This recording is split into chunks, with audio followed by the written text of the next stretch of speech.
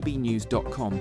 On the M8 eastbound at junction 15, there are lane restrictions because of a broken down vehicle. On the M23 northbound entry slip at junction 10, a crash has closed all lanes with disruption expected into late morning. In Devon, the A38 westbound between the A3121 and the A374 near Plymouth has one lane closed after a road traffic collision, with delays into early afternoon. And on the trains, Greater Anglia services to and from Southend Victoria are disrupted, and Southern has disruption between Redhill and Tonbridge, plus minor delays between Seaford and Lewis. For more travel news, go to gbnews.com. This is GB News, Britain's news channel. I'll tell you why that guy was crying, because he saw the price. Honestly, Disney theme parks are insane. Why would you go? Why would you go to a Disney theme park? Also, like when you go to a Disney theme park, I've not been, but my friends have been, and they were so disappointed because not just because the queues are so long, but because it's full of, like, you know, these fat adults who want to still be children, you know, like Reddit nerds who go and, like, you know, wear all this stuff, and it's like, I don't want to see that. I don't want to see some, like, weirdo who's, like, trying to cling on to their childhood. My kids here have a good time, so I go to Peppa Pig World instead on the south coast of the UK for a fraction of the price. Yeah, I went to Disney with the kids and the wife in October. It was, I have to say, I didn't enjoy it whatsoever. It's on his screensaver, guys. It's the pictures on my screensaver. Universal was much better. None of that. As you said here, something actually a little bit weird and creepy about, maybe I'll offend some people here because they've done it, but yeah, okay, I'm going to move on in case I upset people. I don't like Disney. I think it's a bit weird. No, what do you think about that advert? It's really expensive. Well, I think it's a return to tradition from Disney. I think the music used there is Pixar's Up, which is a great what's that film? Pixar film. It's a Pixar animated movie, a great hit. And I think that Disney's trying to return to its roots. I think which is a good positive thing, because I think Disney's sort of been a bit wokeified in recent years, and I think that this is traditional advertising. And I think that it's a step in the right direction for Disney. It's very well made, and I think it'll have mass appeal. GB News, the People's Channel.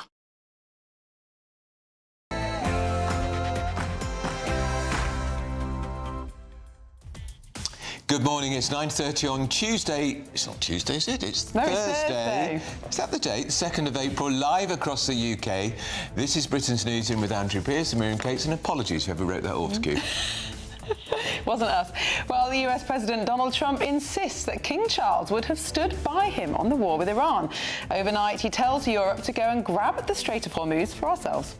The hard part is done, so it should be easy. And in any event, when this conflict is over, the strait will open up naturally. And we'll be up close and personal with this not-so-small migrant boat as the Border Security Command share with us the kind of evidence they look for to help track down the criminal gangs. So that's our GB News exclusive. Border security officials say small boat crossings are down, but the boats are getting bigger, which means ever more migrants are getting on and coming to Britain.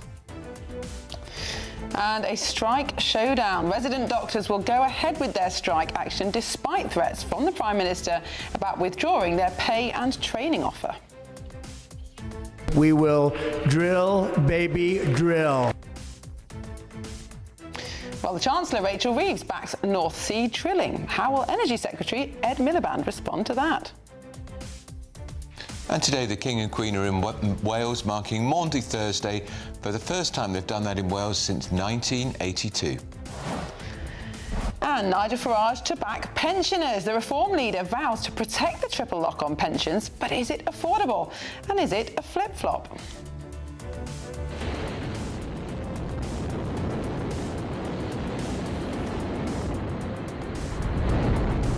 Integrity, good roll pitch. Roger, roll pitch. Well, Artemis 2 blasts off in one giant leap for mankind. 4 astronauts are sent to the far side of the moon. GB News presenter Ben Leo and his son Jude enjoyed it. Whoa! They're going to the moon, Jude!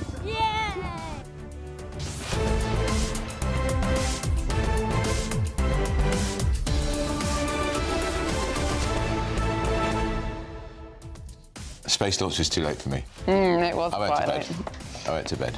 But it looked terrific, didn't it? Yes, and it went ahead, because always there are last-minute hitches, and I think there are a few things they had to fix, a battery overheating or something like that. But fortunately, it did go ahead. 250,000 miles they're going to the moon. The furthest in space that has ever been done before, or the furthest for over 50 years or something. Pity they don't get off and go on the moon. Yes, I know. That's what I know we really you're want. pretty disappointed to go all that way. Well, we'd love to know what you think about all the topics we're discussing today. Send your views and comments to GBNews.com/your say. But first, here's your 60-second news update with Sam Francis.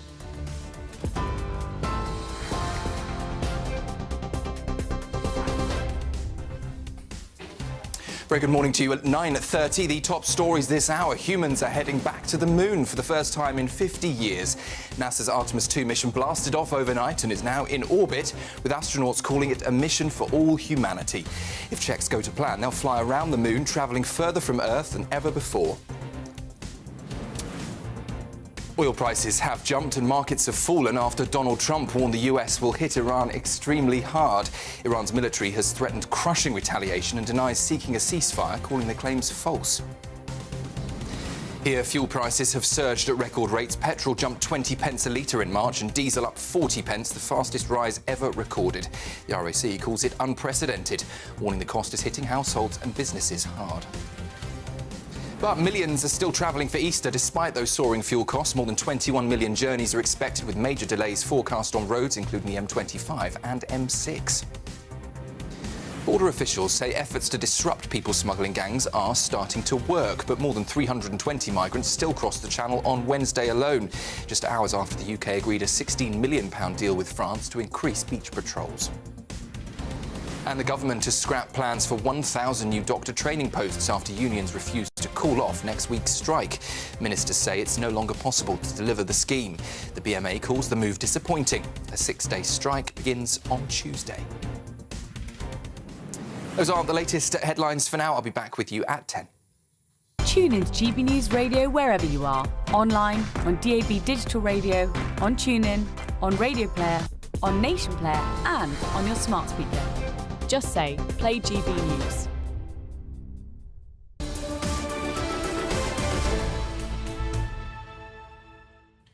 Hello, good morning and welcome. You're watching and listening to Britain's Newsroom. We're live across the United Kingdom on GB News with Andrew Pearce and Miriam Cates. Well, the president addressed the world last night on the war in Iran. It was 18 minutes long, and to be frank, there was nothing new in it. However, he did not repeat the rather rambling message he put on his social media page about he was seriously considering coming out of NATO because he knows he can't. Yes, I think he has to have congressional approval for doing that, and it doesn't seem likely that that would happen at the moment. Also, I think some tweets have reappeared from the past from Marco Rubio and JD Vance backing NATO and backing the US staying in NATO. So perhaps he misspoke there, we'll see. But one thing he did say in his address to the nation was that he told Europe to build up the courage to secure shipping in the Strait of Hormuz after America has done all the hard work. Take a listen. And the country has been eviscerated and essentially is really no longer a threat. They were the bully of the Middle East, but they're the bully no longer. Of course, yesterday he did make that threat, as you said, to withdraw America from NATO, but it doesn't sound like he's repeated that. But it's harming his poll ratings, this war, isn't it, Andrew? I'm just looking at them. His net approval on handling the economy is minus 21.23%. On inflation, minus 33%. As we all know, cost of living, the economy stupid, what wins elections for presidents and prime ministers, whether they're in Great Britain or the United States.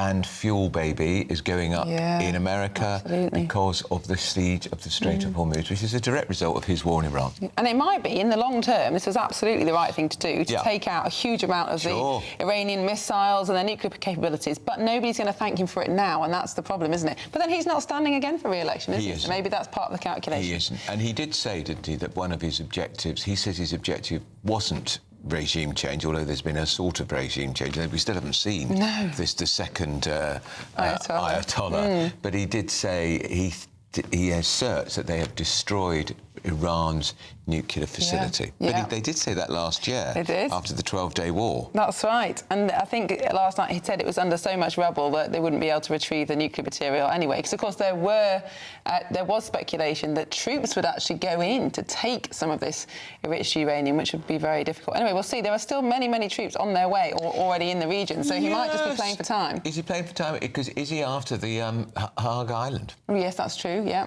Where they control the Strait of Hormuz, which would give him enormous power over the oil.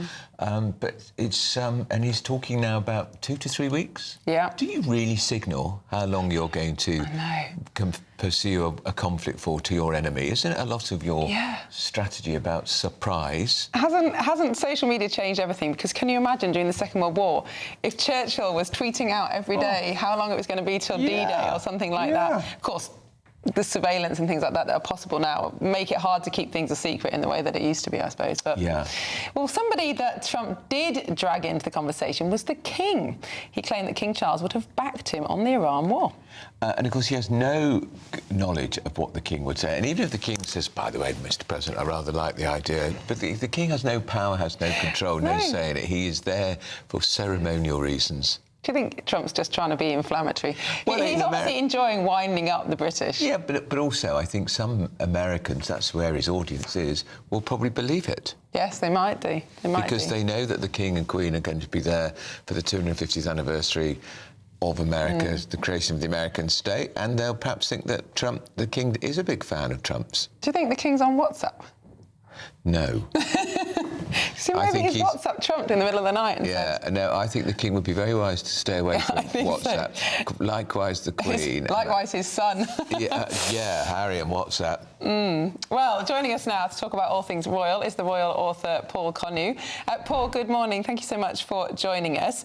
What do you make of Trump's comments claiming that King Charles would have supported his war? I think this is one from that rather furtive bank of Trump's imagination or fantasies. I mean, it's absurd. I mean, the King will, of course, not comment on this, although people, close to him are already privately saying this is nonsense. And the idea that Donald Trump would know that the King would actually back his war against the Prime Minister of his own country, I just think is the realms of fantasy. But as you said, I mean, there are Americans who will actually probably believe that. But it is part of whether these are calculated tactics by Trump or whether they actually do pluck from his mind, but he actually believes them, deludes himself that this would be the case. But what it does play into, which does matter, I mean, in my column today, I mean, I've defended the idea of the King going ahead as he is with this month's trip to the States. In fact, to meet Trump, also make a speech to Congress in line with America's 250th anniversary. But even there, when you read the palace statement confirming that the other day, they made an unusual point of saying on government advice. I mean, the whispers are that the King is doing this out of a sense of duty that he has to do. But it's not exactly dancing with joy at the idea of going over there, especially with an ongoing war and the President of the United States throwing insults at Britain and its military. So it's going to be, the King is going to have to give a masterclass in diplomacy during this trip, and when he in fact addresses Congress too. But it is the right choice. It is the right decision, although what Trump has said will only increase the demand among MPs and the public opposing the trip. It will go ahead, that's for certain. But it's going to be made actually uncomfortable to a degree by this sort of strange outburst by Trump. But it's typical of Trump, isn't it? It really does. Well, Paul, he's weaponising the visit for political gain, isn't he? By saying the King is a popular figure in the United States. Everybody knows who he is. He's on my side. That's why he's here. And most Americans will take that on face value, I suspect. I'm not sure if that's true. I think some Americans will take it on board, but I think at the moment, judging by his poll ratings, I think the majority of Americans aren't exactly taking Donald Trump on bust at the moment. And the market's reaction today is only going to exacerbate the pressure on him. If last night's national address was meant to actually cape the market, it's done the complete opposite. And I think on Capitol Hill they'll be watching for the next poll, was because the midterms are getting closer, and Trump's ratings are bad enough already. And if the markets continue to react badly to last night, and if the war continues beyond the couple of weeks that Trump is saying it will last, then then things are going to get even worse. So the king will be going there, doing his duty for Britain, trying to keep the special relationship, which is already in intensive care, hanging by a gossamer thread, intact, or perhaps improve it. Then he's got a big challenge ahead. I don't envy King Charles this mission, but he is a clever diplomat, so maybe he'll be able to talk some sense privately into Trump. Fingers crossed. Indeed. Well, we shall see. Paul Connew, thanks so much for joining us this morning. Paul Connew, royal author. Andrew, during these visits, do you think the King and the President have much time alone, or do you think it's all choreographed and orchestrated? No, they do get time alone, but whether there's always somebody there.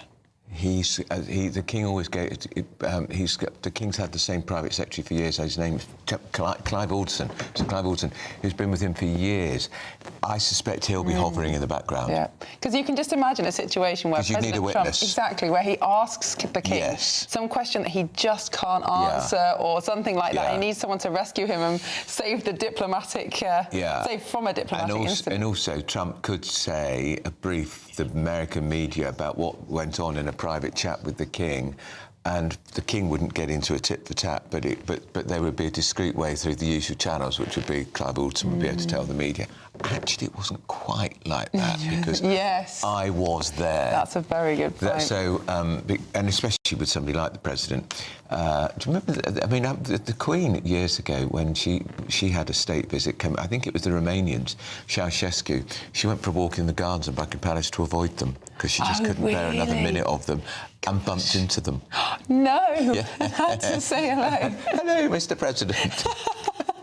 And the gardens of Buckingham Palace, there's miles. Yes, so she was unlucky. So you'd have thought she was really unlucky. We've got some interesting views coming in from gbnews.com/you'll say. One friend of GB News says, just goes to show what a proper man Trump is for once someone who doesn't care about his poll ratings. That's a very good point. I think he does care because he's vain. But he's not. He's not going to stand for re-election. No, that's the point. But yeah. We'll see. Daisy says, why does everybody take Trump's words literally? Surely they know him by now. Another very good point. It's all part of his playbook, isn't it, to kind of say these different things. And Rusty says, how does Paul Connew know what the King thinks? He's just making assumptions like everyone else. Good point. Yeah, good point. Please keep your views coming in. gbnews.com/you'll say. Still ahead, NASA's Artemis 2 spacecraft. It blasted off in such dramatic fashion, and it's now orbiting the Earth in the first crewed mission to the moon in more than half a century. But up next, the Lib Dem leader, Sir Ed Davey, gives us his plan to ease the cost of living crisis in Britain. But first, here's that forecast for that elusive holiday sun.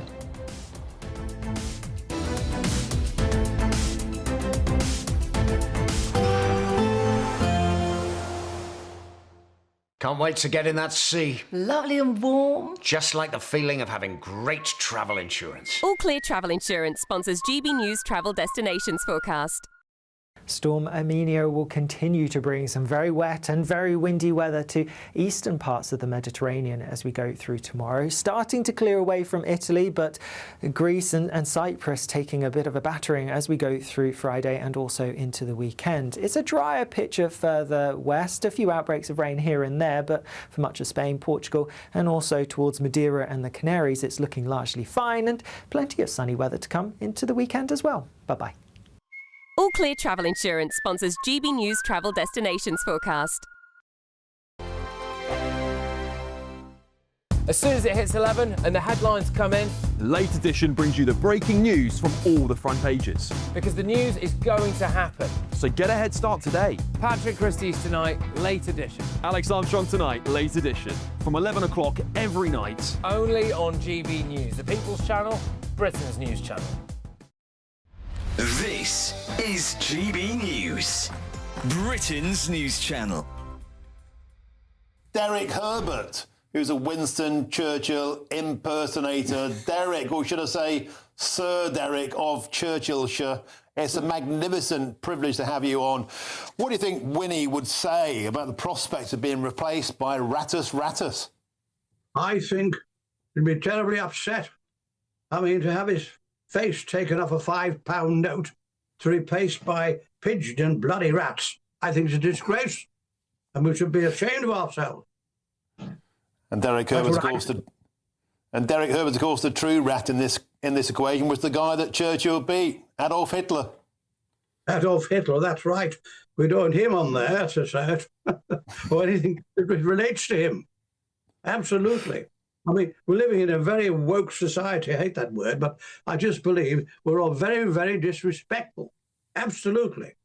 And voted the greatest Britain of all time. What the hell is going on? And Derek Herbert, Donald Trump, of course, there you go, as you have a puff on your cigar. Well earned, may I say, sir, and hopefully you had champagne and whiskey for breakfast as well, just like the great man himself. But Derek Herbert, please, could I get you to recite the epic, soul-stirring speech, of course, Winston Churchill, most famed for, we shall fight them on the beaches. Yes, we shall go on to the end. We shall fight with growing confidence and with growing strength in the air. We shall defend our island, wherever the cost may be. We shall fight on the beaches. We shall fight on the landing grounds. We shall fight in the fields and in the streets. We shall fight in the hills. We shall never surrender. GB News, the People's Channel. At GB News, we love to hear from you, our loyal community. So drop us a line at gbnews.com/yoursay. There you can talk to each other and also to the presenters live on air. gbnews.com/yoursay, because GB News is your channel, Britain's news channel. Join me, Nana Akwe, for an informative, interactive news programme with a difference. It's fun. No, he didn't say that, Dave. I'm so surprised. I think there's an element of truth to that. Join me from 3 p.m. every weekend, only on GB News, Britain's news channel.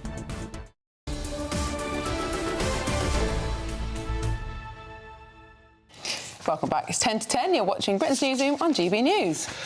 To infinity and beyond at 11:24 p.m. last night, I was tucked up in bed. NASA sent a rocket to the moon for the first time in over 50 years. Well, they had to wait until the moon was as close as possible to the Earth during its 28-day cycle.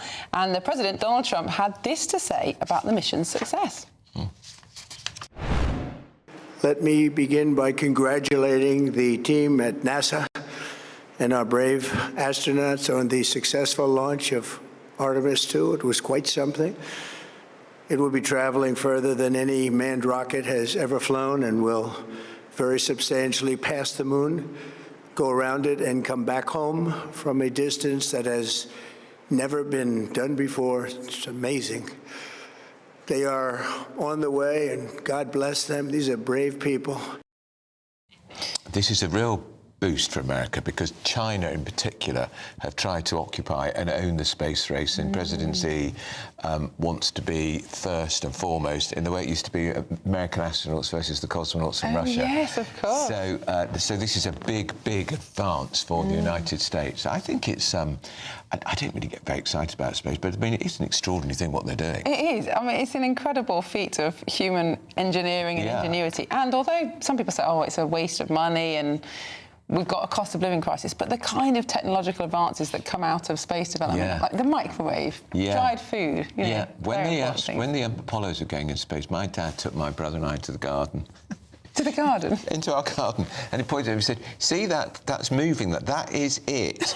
We believe we were watching a spaceship. That's what Dad should do to his small boys. You had exciting memories, We were even though they're excited, completely fake. It was only years later I realised Dad had hoodwinked us. Oh, bless. But Dad, we understood why. Good memory. Well, one dad who was there was GB News' Ben Leo. He was there for the launch with his son. He spoke to some very excited spectators.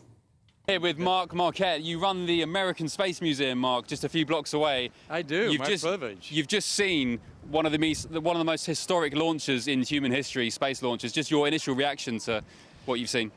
It was fantastic. I've seen quite a few launches, and this was amazing one I'll always remember. Amazing because the flame was so bright in the daylight, you know, and then the solid rocket boosters, that smoke always makes a great effect.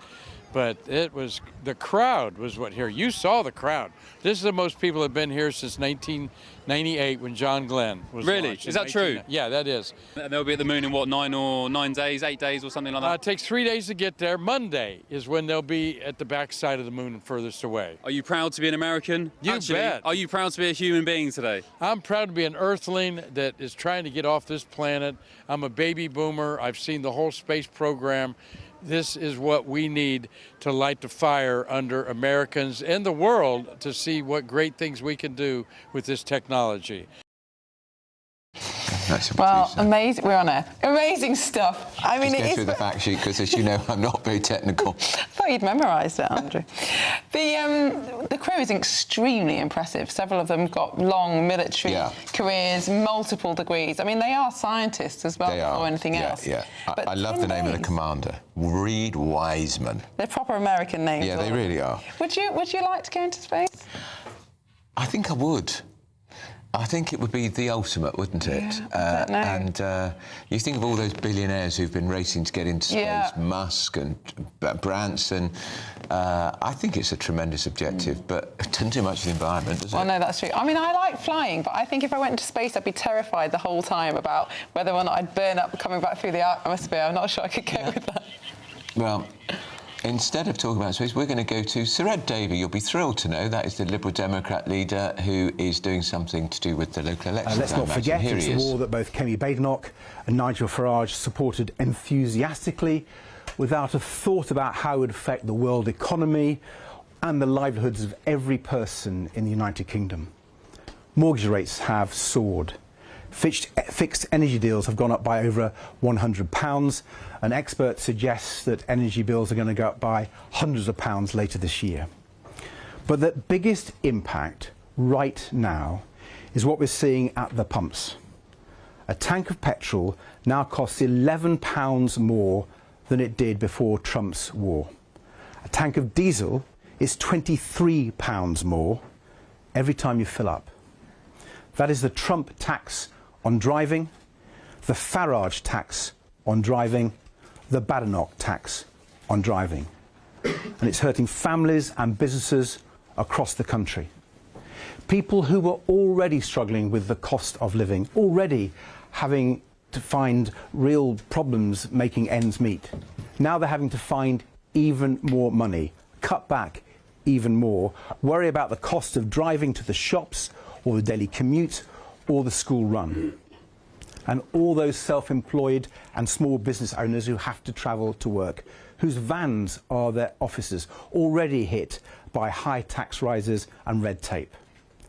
This extra Trump, Farage, Badenoch tax is the last thing they need. Businesses, families, pensioners, people need help now. And that's what we're calling for today. Action now to tackle the costs of Trump's war and keep Britain moving. And that means cutting the costs of trains and buses too. So we're calling for a 10% cut in rail fares, saving a typical commuter in Winchester, for example, more than £50 a month. And we're calling for the cap on bus fares to be cut too. It used to be £2 before Labour put it up to £3. Our plan would cut it back not just to £2, but down to £1. £1 a bus ticket wherever you need to go. And on electric vehicles, our plan would make them cheaper to run starting by cutting VAT on public charging, coupled with a review to bring down unfair network costs that drivers ultimately have to pay too. And then there's petrol and diesel. Especially important today as people set off to join families and friends for the Easter weekend. 21 million trips, the busiest weekend on British roads in years. Many families are sitting in queues at petrol stations right now, waiting to get their holidays started, paying more than they should to fill up for the journey. In recent days, both the Conservatives and Reform have tried to backpedal and pretend to care about rising prices at the pump, rising prices that are a direct result of a war they championed. But their proposed solution is nowhere near up to the task. They say cancel the 5p rise that won't fully take effect till next March anyway. The Farage-Badenoch plan would give drivers no help now at all. No help until next September, and even then only 1p a litre. We say the Chancellor needs to go much further now to keep Britain moving. Cut fuel duty now, not by 1p, not by 5p, but by 10p a litre. Cutting the cost of filling up a 55-litre tank by £6.60, giving families the help they desperately need today. The people of Britain didn't start this war. They didn't cheer it on, but they are paying the price for it every single day. So Rachel Reeves has a choice. She can stand up for those people and act now, or she can stand back and watch them struggle. Kemi Badenoch and Nigel Farage made their choice when they cheered for Trump's war. We've made ours. Now it's the Chancellor's turn. Thank you. So I'll take questions. Can I start from the BBC, from Jack? Thank you. Jack Fenwick, BBC News. That's Ed Davey there, talking about the Liberal Democrats' plan for cutting the cost of living. Yes, no gimmicks, no stunts. In sight. He did promise 10% off rail fares, which I think would be very popular. Yeah, but are there as many caveats on that as the one the Chancellor announced in the budget? Because as you know, because you commute a lot, your airfares are going through the roof. Only certain fares were cut. Exactly. Greater Anglia has now been nationalised, and yet the fares have gone up in enormous amounts. So I don't know how that works. Maybe I should write to my MP. Yeah, absolutely. Well, we've got plenty more coming up on the show, including that exclusive about the small boats. The number of boats has gone down, the size of them have gone up. And a big Nigel Farage press conference.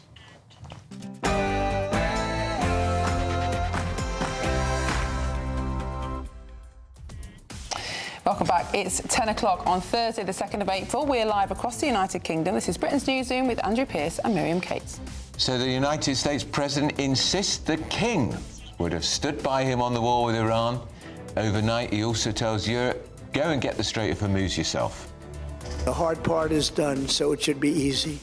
And in any event, when this conflict is over, the Strait will open up naturally. And we'll be up close and personal with this not-so-small migrant boat as the Border Security Command share with us the kind of evidence they look for to help track down the criminal gangs. And the GB News exclusive: border security officials say small boat crossings are down, but the boats are getting bigger and cramming more and more migrants on. It may just be down to the weather, but certainly officials claim that the number of boats that are crossing the channel have decreased. Strike showdown. Resident doctors are to go ahead with their strike action despite an ultimatum from the Prime Minister about withdrawing their pay and training offer. We will drill, baby, drill. Well, the Chancellor, Rachel Reeves, has backed North Sea drilling. But how will the Energy Secretary, Ed Miliband, respond? Today, the King and Queen are marking Maundy Thursday. They're doing it in Wales. That's the first time it's happened there since 1982. And Farage backs pensioners. The Reform leader vows to protect the triple lock on pensions. But is it affordable, and is this a policy flip-flop?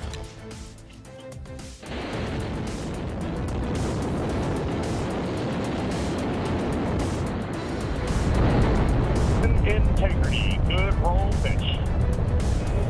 Roger, roll pitch. Artemis 2 blast off in one giant leap for mankind. 4 astronauts sent to the far side of the moon.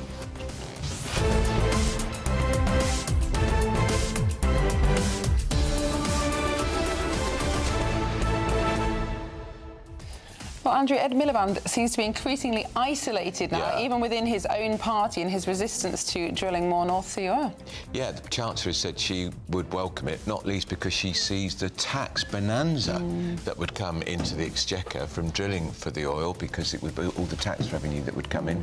The Tories estimate £25 billion. How can we afford to look to, not to do it? Well, there isn't very much of it left. I mean, we've exhausted. So let's get what we've got. Well, absolutely, we should, but it's not potentially a long-term solution. But at the moment, it would also enhance energy security, which, when we consider what's happening in the Strait of Hormuz, is really important.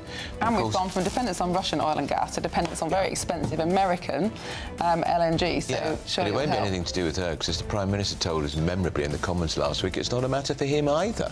It's a matter for the Secretary of State for Energy, who is an eco-fanatic. Well, Ed Miliband seems to be holding us all to ransom. Well, we'd love to know what you think about that and all the other topics we're covering this morning. Send your views and comments to gbnews.com/you'll say. But first, here's the news with Sam Francis.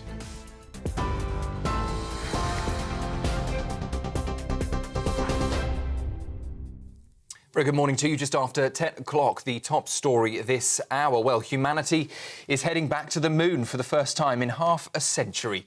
At 11:24 last night, NASA's Artemis 2 mission blasted off, now safely in orbit around the world, with 4 astronauts on board. Commander Reid Wiseman telling the world, "We go for all humanity." The crew will spend 24 hours carrying out critical checks before a final decision on whether to push on. If cleared, they'll loop around the moon on a 10-day mission, travelling further from Earth than anyone ever has.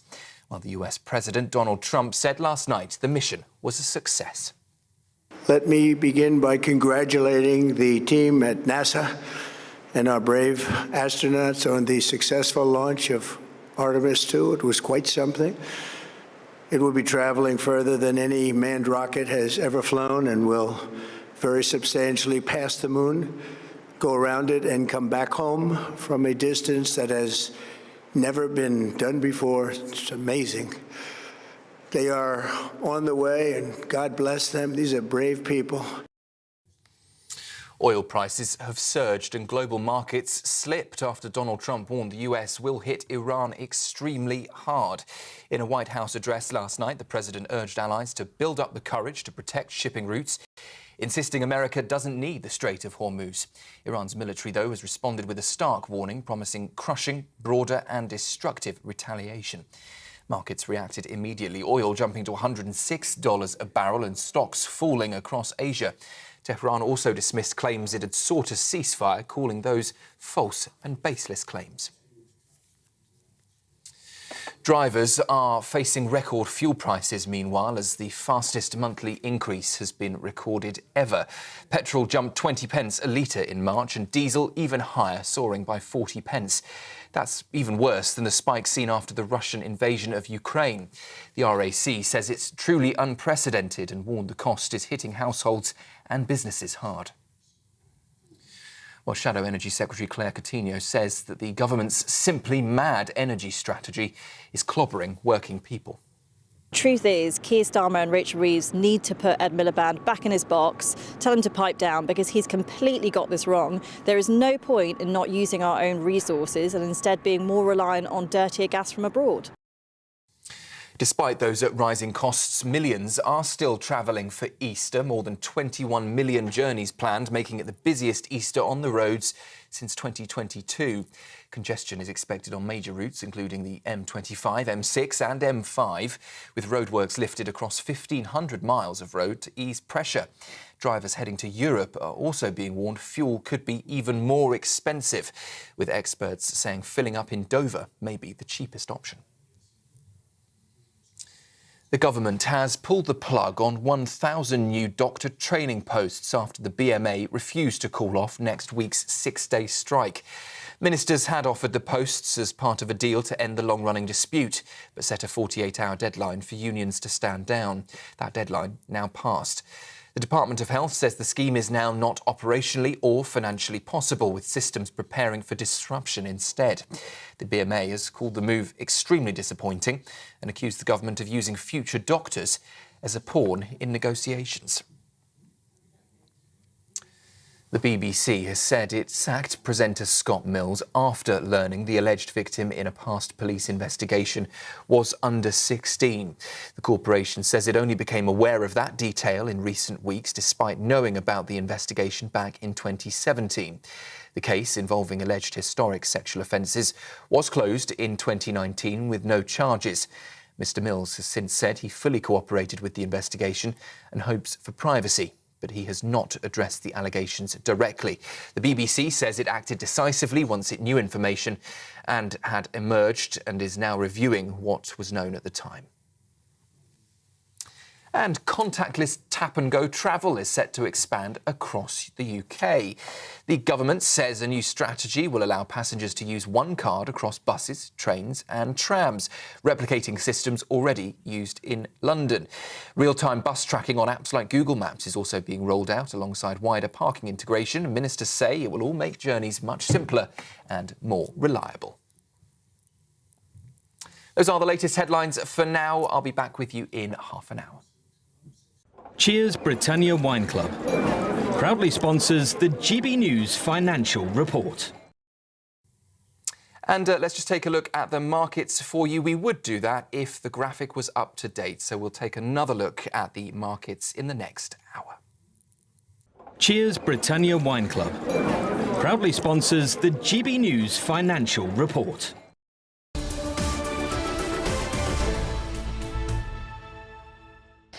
Welcome back to Britain's Newsroom. We're live across the United Kingdom on GB News with Andrew Pearce and Miriam Cates. GB News, of course, GB News has had the first inside look at efforts to crack down on people smuggling gangs. Do you remember when Labour were going to smash the gangs? I haven't heard that for a while. Well, our Home and Security editor, Mark White, has sent this report from Dover. Back in 2018, this was a kind of boat that you would often see coming across the English Channel, about 2 metres long, often stolen from the harbours along the French coast. Today, though, they're made to measure. And actually, this boat here shows the absurdity of the term small boats, because it's anything but. It's 10 metres long, this one 10, maybe a little bit more. And these boats themselves can hold often up to 80 or 90 migrants on that journey across from France.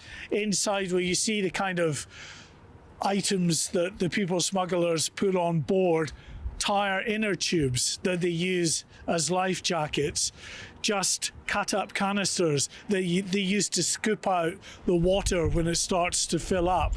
These boats are obviously far from safe.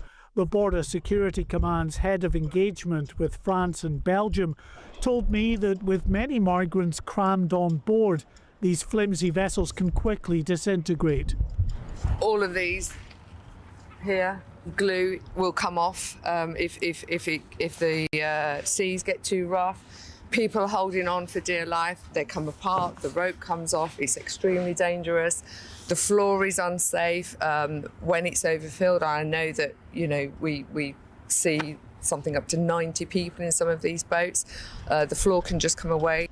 All of the boats that crossed the channel are recovered and held for more than a month as border security teams look for anything that could be evidentially valuable, the smallest of clues that can help trace a particular criminal supply line.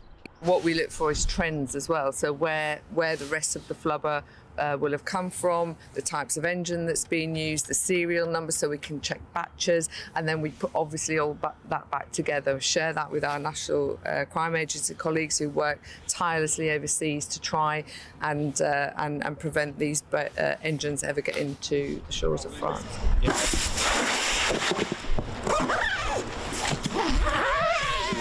Just last week, a joint investigation involving the UK National Crime Agency and overseas partners smashed one particular supply line after a consignment of inner tubes, often used as makeshift life jackets, was intercepted.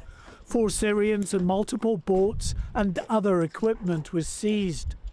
Border Security Command officers say their operations are making a difference, disrupting the smugglers' supply lines. They've noticed a 40% reduction on small boats in the first quarter of this year and say they're seeing larger numbers of migrants squeezed onto fewer boats. We'll have to wait until later in the year to more accurately determine whether this reduction is due to law enforcement activity or a particularly active spell of bad weather in the English Channel. Mark White, GB News, Dover. Wow. Amazing, that. Well, Mark, you were telling us that how sophisticated they are even now about reading the weather runes, whether it's been a good or bad day to cross the channel. Yeah, everything is calculated. They employ professional meteorologists who tell them the most optimum times to go in terms of the winds, the tides, being able to get out. And then when they go, obviously, they measure things like how much fuel they'll need. Those that are called the pilots, basically a migrant gets 1,000 or 2 knocked off the price of their ticket to man the tiller, basically, as they're going to cross. And they're told to aim for a point on the horizon, usually one of the masts in the Dover skyline area. So you just keep righting your boat, you'll drift with the tide, just keep turning around, keep aiming for that. And anyway, as I was saying to you before, the French escort the boats across to make sure they get across the busy shipping lanes without causing a hazard to themselves or indeed to shipping. Yeah, extraordinary. I mean, the incentives to do this are just as strong as they were a year ago, 2 years ago. We haven't changed the kind of welfare system here. We haven't changed the help that the French are giving them. What is going to stop this, Mark? I mean, the deal with the French we saw signed yesterday, that doesn't seem to be any change. Yeah, well, put it this way, the law enforcement approach, which is what I was looking at in this report, I don't think on its own is going to do it. I think they are right to suggest that there has been a reduction in small boats crossing, and that might be in part due to the supply lines being disrupted by their law enforcement activity, raids and arrests and seizures of small boats. Because we've definitely seen some days when we're expecting crossings, no boats crossing, and then boats that are crossing are absolutely full to the gunwales of, you know, that boat we showed you there, easily on, you know, many of these journeys, it's carrying 90 plus people across the channel. That is so much more than it used to be with 40 or 50 on these boats, which was dangerous enough. So I think they're probably making a bit of a difference. But the difficulty is that the people smugglers have had 8 years to get very robust supply lines. So even though the Border Security Command and associated law enforcement agencies might be able to take down a particular gang that are supplying these boats or engines, they'll just go to another supplier. They'll be able to adapt and overcome within a matter of days, a week or two, and get those supply lines back again. Those boats, dinghies, they're much larger. They look strong, but are they? They're not strong at all, no. I mean, you know, of course, if there's only a few people on it, yeah, they feel like they're really strong. But look at that now. Yeah. For our radio audience, we're looking at a small boat just getting off to sea now, absolutely full to the gunwales. There's probably about 70 odd on there. Add another 20 to that. I mean, what happens is all that weight bearing down, the salt water coming in, at the glued parts of the seams, you know, the ropes that run along the sides that they hold on to give way and people end up in the water. The transept, which is the sort of the wooden bit at the back, it I mean, to be honest, it's like gaffer taped on. That gives way as well, and the whole of the back of the boat just fills with water and it goes under. So they are very, very dangerous, there's no doubt. However, they usually do just enough to be able to keep them afloat to reach UK waters, because at the end of the day, however the British government might like to portray the people smugglers as being absolutely ruthless, well, it is not a good business model to send people out and killing lots at a time. You're not going to get many people who are going to take you up on your offer if you're killing them all the time. We had 2 deaths yesterday, and 1 migrant still missing, presumed dead. So they happen from time to time. But if these boats were going out and 50, 60, 70 people were dying every few days, the business model would collapse of its own accord. So they do enough to keep it, you know, from their point of view, reasonably safe. But of course, authorities here say it's anything but safe.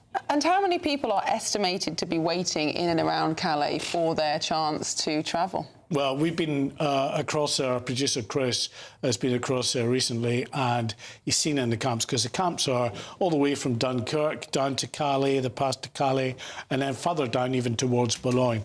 There are thousands there. And what often happens is many of the migrants are waiting a bit further inland when they're told it's their time to get you know, meet up with a boat to go across the channel, then they'll head to the camps. But the fact that there are significant numbers, thousands in the camps at the moment, tells you there's no end of people willing and waiting to cross the channel. And we are about to enter the flatter, calm season, the summer months, OK, a month or two away. But all of the while, the weather is going to start to improve. So the numbers, like yesterday, we had a break in the weather, 320 crossed.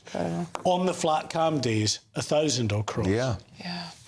And you wonder how politically sustainable this can be for Labour. It's not at all. And they know this. And, you know, they need to come up with some kind of solution. And I think throwing several hundred million more at France is not the solution, because what are you doing? You're giving money to France to effectively delay the inevitable, because anyone that they stop, and they don't stop that many, when they're talking about stopping, these are the boats that are in the sea and then their engine fails, they get picked up by the patrol boat in French waters, or, you know, they make no headway because the wind suddenly gets up, or they're too overcrowded to make much headway. That all gets included in the French stopped 42,000. You're lucky if those on the beaches are more than a few thousand that have actually been stopped in the course of a year by the French law enforcement on the beaches. But as I say, what happens is these people are not locked up in detention centres and then deported from France. They just dash off back into the dunes, they go to the camp, they meet up with another people smuggler, and they get a boat in a couple of days later, and if they don't make it that time, they'll get another boat, and they'll eventually get across anyway. So we're giving hundreds of millions of pounds to the French, effectively just to delay the inevitable. Gosh, that's why you need a deterrent, like the Rwanda scheme that Sir Keir Starmer says was just a gimmick. But that's the only thing, in my opinion, having sort of monitored this situation for quite a number of years now, is the only thing that would actually potentially break the business model. You tell all these people you're going off to Africa, why are they going to pay to come to the UK? Exactly. That would smash the gangs. Mark White, thank you so much for your insight, as always. Now it's time for the Great British Giveaway. How would you like a camper van in time for the summer? And not only that, £25,000 in tax-free cash. Here's how you can make it all yours.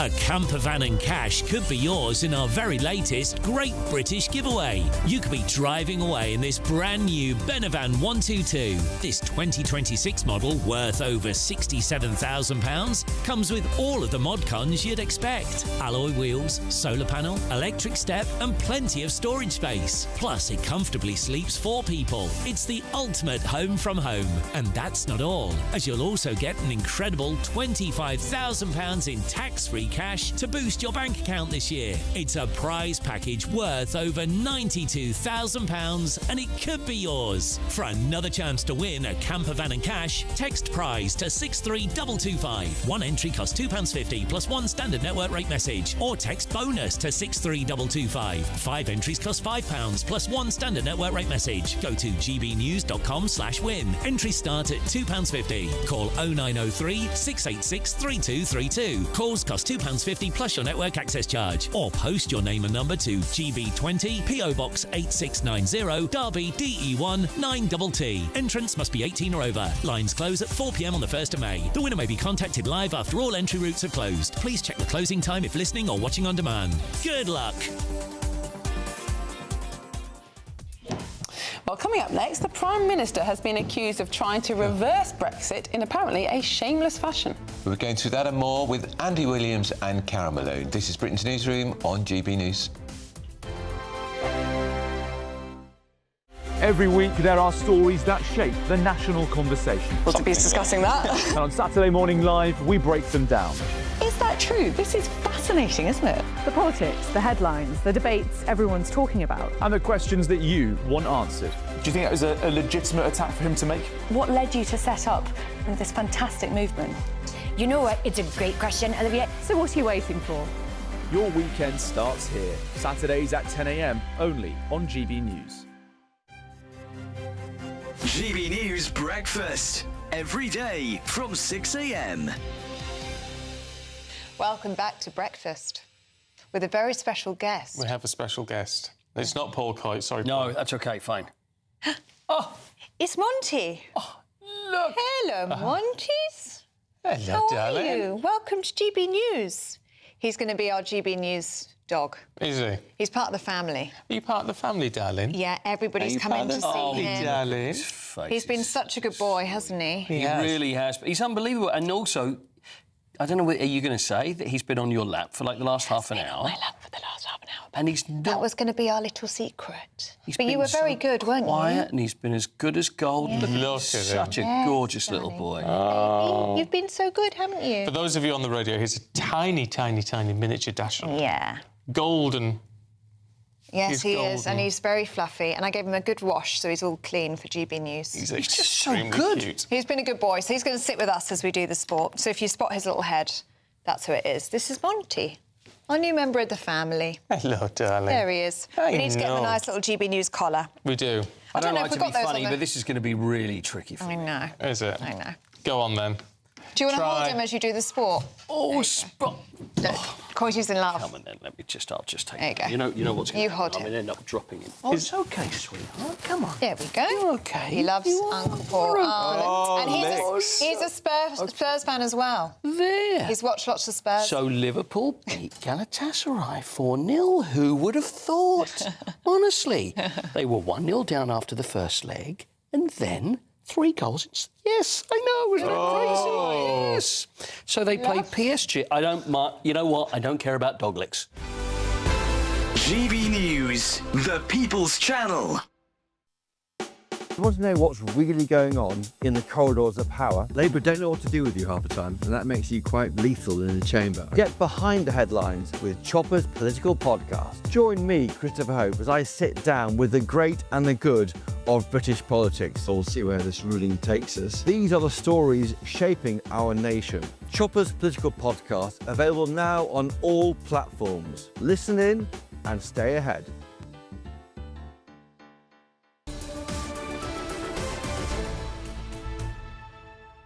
Well, someone make it round, because it's now 25 minutes past 10, and we are watching Britain's Newsroom with Andrew Pearce and Miriam Cates. Can we change the subject a bit? Because we've talked a lot about the war.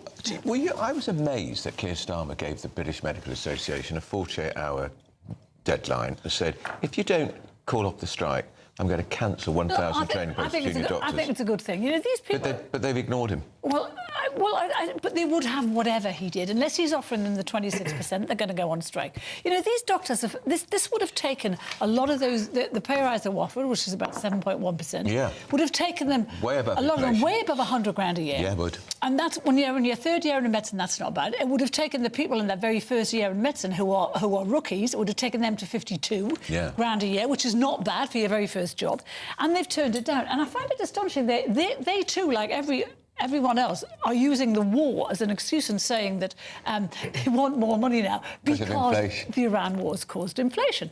And this is the BMA saying that, who 2 weeks ago, their own staff went on strike because they only offered them 2.75% That's a very good point, actually. pay rise. The BMA, it's a very good point. Which is a joke. Yeah. So if they think that, so why aren't they offering their staff what they're demanding? But these demands are silly now. And Wes Streeting, I think, thought he'd won them over when he came into power and gave them a bumper pay rise. And they're just going to do this year after year after year. I don't understand if you come into medicine and you're...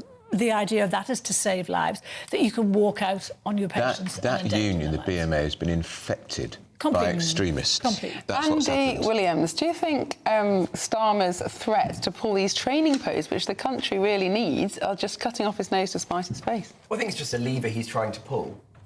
To deal with, I mean, there's going to be a huge outbreak of agreement in this room. The junior doctors bring out my inner right winger in a really serious way. You know, nobody's holding a gun to your head and forcing you to go to university to study medicine. Medicine is supposed to be a vocation. You're supposed to be doing it to help people, and you get handsomely rewarded. It's a really well-paid job, relative to many other professions. And the BMA clearly exists to create reasons to strike year on year.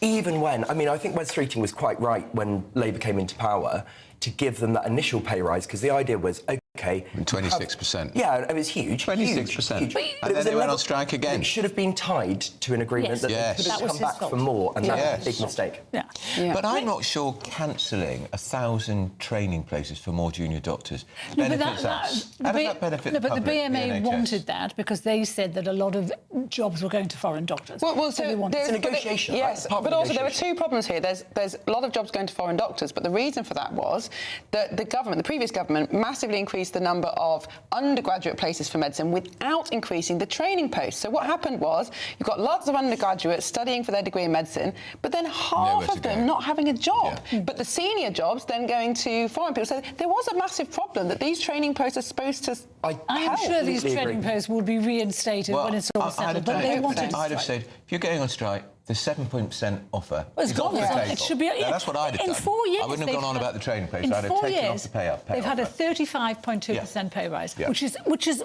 no other organisation. No, that's correct. And as soon as they get to consultant level, these people are on 250 grand a year plus. And when they're consultants, they go do private work too. I'm not resenting them doing that. No, Good luck. completely do it if you want. And the ones that I get sick of hearing the arguments saying they're all going to Australia. You know why they're going to Australia? Because they don't have a national health service. It's a private health service. So if you want to go and work in a private health service, go and do that. That would be written into the contract too. So they'd lose their pay. They'd lose the pay rise completely. And you would say, if you've trained in the NHS 7 years, if you leave, pay back. You pay it back. You pay it back. You pay it back. I completely agree with that. I think there's a wider point here that Miriam alluded to about the fact that our higher education university sector is not serving the jobs that we need. It's not serving the private sector. There needs to be a clearer link between how we're training people and what we're training them in and the jobs that we actually need as a country. Because if you've got an oversupply of doctors, that's going to be a huge problem. You have disenfranchised people who aren't getting the jobs that they were promised, and obviously we've got jobs going to foreign. Do you really believe that the BMA care about these training posts? I don't. Not at all. The BMA has been captured by the hard left, Yes. It really has. like lots of other unions, and it's just a vehicle for grievance. They hate governments. They hate governments. They don't care who the government is. You know, Labour government comes in, they go, brilliant, we've got a left-wing government now.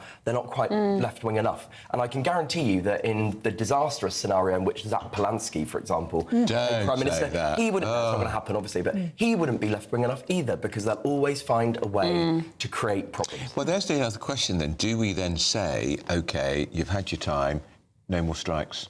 You can't strike in the army or the police, or the police central force, services, or the fire service. And so why? If your job is to save lives, you cannot have the option to opt out of that. You can't leave people in danger. And they keep on saying we're not leaving anyone in danger. And that is because until now consultants have covered. But you had consultants this week saying they too are now thinking of going on strike because they're looking at the BMA thinking, well, if they're getting money for these, I will not call them resident doctors because they're not. They are junior doctors. That's why they get paid what they get. Put them in their place, Carol. I don't know how this is going to help your mate Wes Streeting win the Labour leadership when he can't even sort out the BMA. Well, he's not going to, is he? What? Win the leadership. Win the leadership because he's too right-wing for the membership. That's the entire problem. Well, also, he hasn't sorted the health problem. I mean, I actually think if you look at the performance of cabinet ministers generally, he's done a better job than most. He's good at telling people he's done a good job. Yes. He's very good at telling people he's done a good job. His messaging is definitely on point. Yeah. I do think, waiting lists are down. No, they're not, Andy. They massage the waiting list. You know those stories. They have partially. They have not partially. They have massage, and they're also telling GPs not to refer people for treatment now, to keep the waiting list. So that's sick people who do need to be referred to hospital aren't getting for West Streeting to make them look good. I do think he's made progress. I do.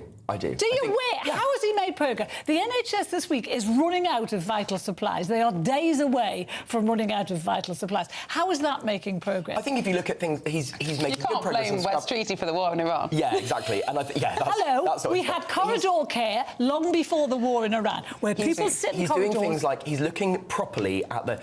Historically, governments have just funneled money into the NHS and it's just been burned, and it's more and more... It's still being burned. And I know you'll know this, Carol, but since 1950, the real terms increase in NHS spending has been 4% every year for 76 years. It's still a budget, Andy, of £200 billion plus. And it's not the amount of money that's the problem. Agreeing. That's what I was about to say. I was going to say, it's the way it's been managed. And West Streeting's making progress and actually looking at the structure of the NHS. Scrap NHS England, for example. I think that's good progress. He's looking at it critically and strategically. So why do we still have hundreds and thousands of people being cared for in corridors and dying in corridors in the most hideous conditions, worse than third world? I completely agree, but problems like that take more than 18 months to clear up. I know people don't like it, and I'm going to carry on saying it for the next 3 or 4 years, but when you have generationally significant public service problems, they take a generation to fix. We have been talking about the NHS problem for generations. It is too big to manage. It gets too much money. It doesn't know what to do with it. Couldn't agree more, and that's why we can't blame Wes Streeting for it to be a mess. I wonder if he'll still be in a job in the next reshuffle. Well, we're going to have to leave it there. We'll have both of you, our panel, back in an hour. Thank you very much for coming on this morning. We're going to get our 60-second news update with Mr. Samuel Francis.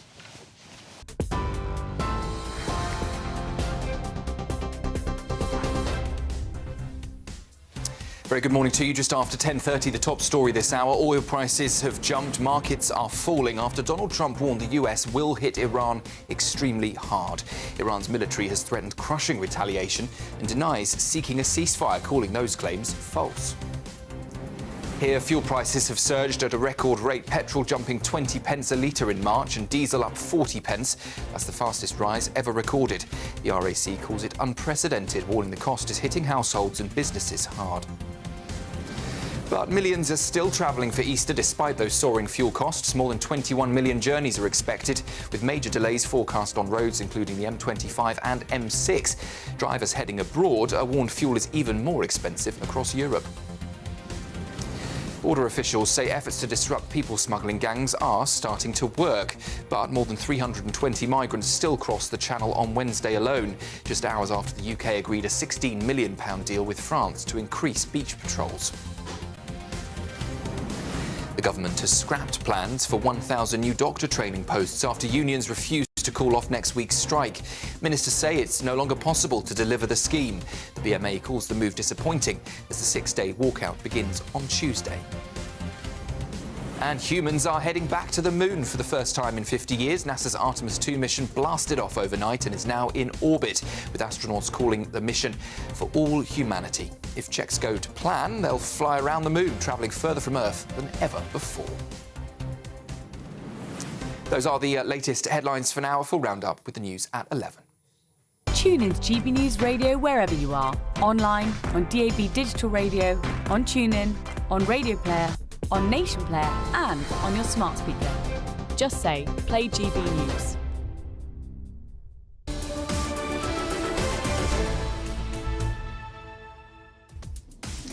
Well, still ahead, NASA's Artemis 2 spacecraft has launched. It's now orbiting the Earth, where it will then head on to circle the moon as part of a 10-day mission. We'll be following that closely. We did think about some of the people we could have strapped to the rocket, actually. It's best not to share it here. And it's been quite the 48 hours for Donald Trump. Starmer, NATO, Iran, they've all been in the US president's firing line. Who's next? This is Britain's Newsroom on GB News.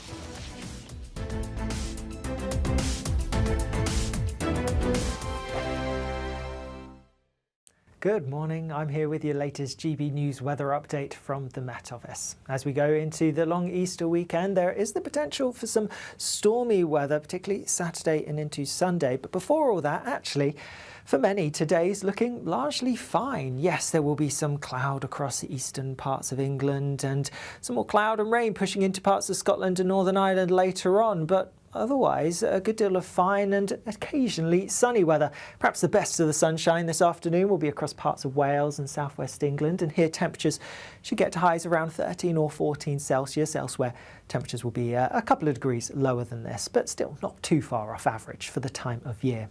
Staying fine as we go into this evening across southern parts, always a bit sunnier towards the southwest as opposed to the cloudier south and east, but also some glimmers of sunshine across parts of northern England through into the evening.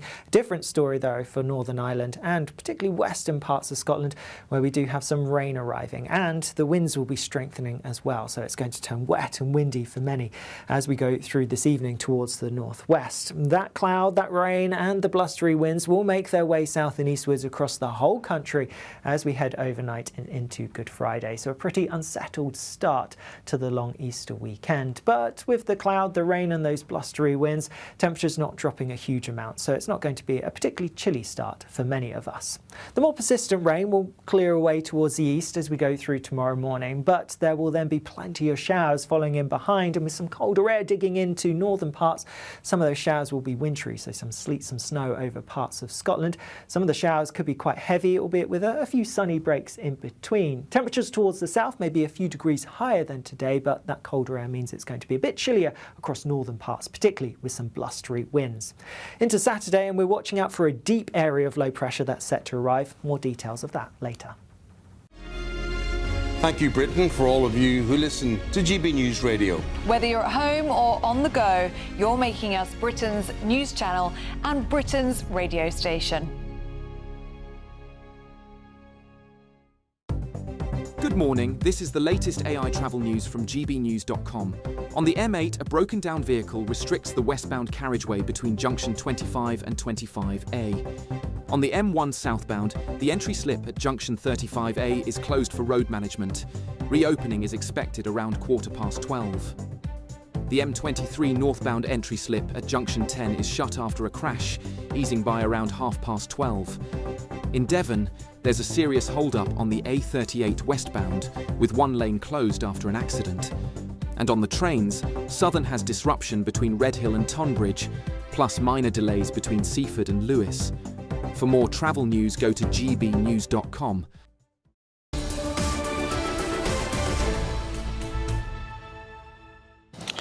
It's 21 minutes to 11. You're watching and listening to Britain's Newsroom on GB News. Well, Donald Trump spoke to the world last night, effectively. It was 18 minutes long. There was nothing new, but he didn't repeat the threat to take us out of NATO. One thing he did say, though, was to tell Europe to build up the courage to secure shipping in the Strait of Hormuz after America, he said, has done all the hard work. Take a listen. And the country has been eviscerated and essentially is really no longer a threat. They were the bully of the Middle East, but they're the bully no longer. Well, earlier on yesterday, he had threatened to withdraw America from NATO. What else did he say, Andrew? Well, he also told us that the King backed him, or would have backed him on the Iran war. I'm not quite sure what he gets at. It's not for the King to back the war publicly or privately. However, it's an interesting development. Jennifer Ewing is one of our favourite US political commentators and joins us here. He loves the King, doesn't he? And he embraces the King, and he's absolutely delighted that the King and Queen Camilla will be in the United States to mark the 250th anniversary of the creation of America. But I think he's pushing it a bit to say the King backs his war. I think you're right. He's having enough trouble getting, even the majority of his own party to back the war, and let alone to talk about a monarch who's not supposed to be political, right? Yeah. So, I don't, I think that's just Trump hyperbole. And one of our viewers was saying this morning, don't take Trump literally. I mean, I think that's absolutely right, isn't it? He says these things. Who knows whether he's planned to say things or not, or whether that's just part of his personality. But how should we judge Trump? By what he's done? Should we not try and judge him until, let's say, 20 years' time? I mean, this is a strange kind of politics. It is, Miriam. And honestly, if this had been, say, before this whole Iranian situation started, I would say, you know what, exactly what you just said. You know, don't take Trump literally, but take him seriously. And his whole 5D chess, or whatever you want to call it, has oftentimes worked in his favor. He sort of throws a grenade into the room, sees what happens, everyone freaks out, and then he uses that as a negotiating tool. And to his credit, it's worked out quite often. However, what we're seeing in the last few weeks is a lot more serious. And I think what's happening, whether you look at the oil markets, whether you look at the financial markets, whether you look at international relations, people are thinking, okay, this kind of behavior, saying one thing and then doing another, is getting beyond 5D chess. It is what is going on here. And people need to make plans financially for their security, just for mental health. And if you listen to that speech last night, not only was it was short, everybody's commenting on, which is unusual for him, and he did give a timeline. He said 2 to 3 weeks. For any of those, myself included, who certainly does not want to see this war carry on anymore, that is a good sign. Now, if this were a regular president, we'd say, great, 2 to 3 weeks, we're out of there, barring anything that could happen in war. But then there's other people going, oh, well, is he just playing this because then he's going to move troops in? So this is the problem with the president who operates in this way of saying one thing, doing another, confusing people. We're in very serious times now, and I think this saying one thing, doing another, changing the goalposts a bit has really not worked in his favor. It's unsettling as well, isn't it? It's unsettling. And again, when it was just used for, I don't want to say more simple things, but yeah, if it's a negotiation tool for tariffs or this or that, get people to the negotiating table, or like, what he had done with Colombia and the border, in his first term, like, that's great. That really did work because people didn't know where they stood with him. But the consequences of engaging with whether they're a nuclear power or not a nuclear power, but what we are dealing with right now is so serious that I would say, as somebody that, I voted for him, I supported him on so many things, this tactic does not work in this situation. And of course, Jennifer, the big question now is, how does this war end? We're still not particularly clear what Trump's objectives were to start with. Was it regime change? Was it to finish the job of destroying Iran's nuclear capabilities? He's saying the war's nearly over, but at the same time sending a lot of special forces to the region. Many people think that they could perhaps even attack Hague Island this weekend. Do you think Trump knows what's going on and is refusing to say, or do you think he's actually lost the plot? I don't think he's lost the plot. I deeply hope he's not lost the plot. I do think he was convinced by an ever-growing smaller inner circle that this would be a one weekend and you're done. It would be like the 12-day, war in June, where it's the, Iranian bunker busters, or in 2020 with the assassination of Soleimani, where, you just do something surgical and strategic, what the American public was okay with, and then there's no real blowback. Or if there's a blowback, it's measured by the Iranians. This is different. 2 to 3 weeks, people are going to now say, okay, now you're on this timeline. Like, you're going to have to answer this. The latest polls, and you can get a poll to say anything you want, but this is not a popular war, right?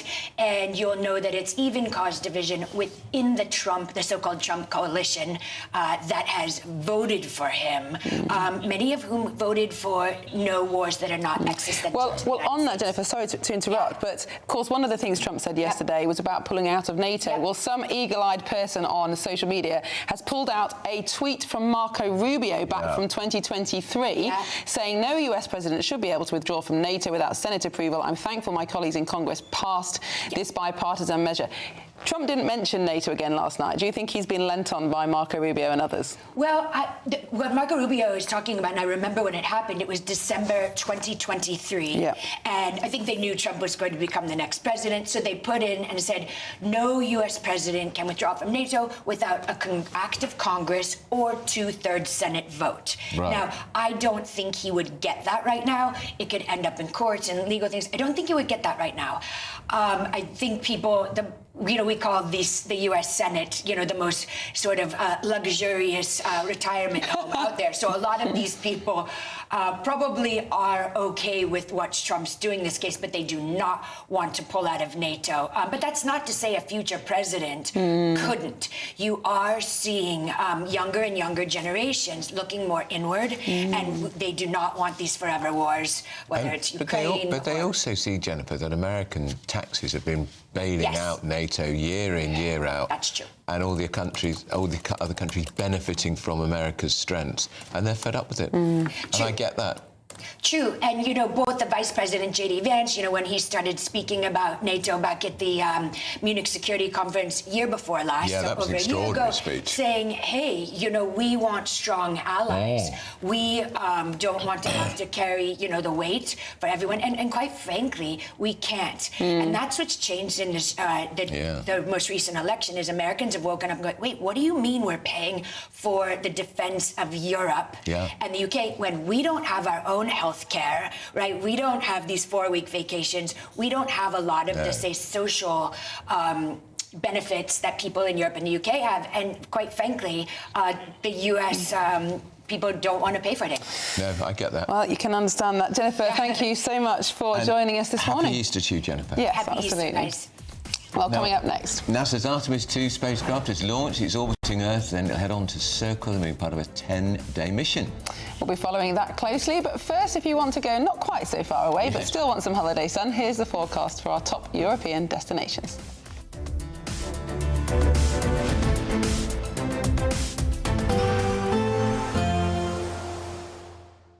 I forecast a perfect holiday in the sun.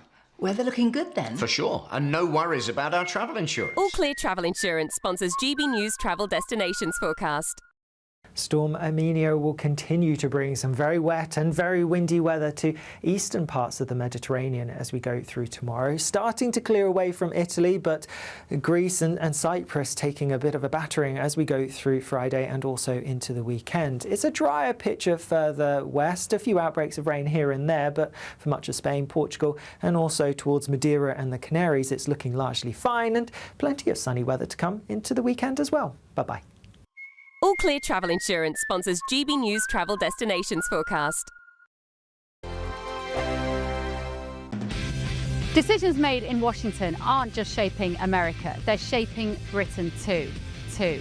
From migration to global security, from crime to health. Whatever happens in the White House today will be felt in your town or city tomorrow.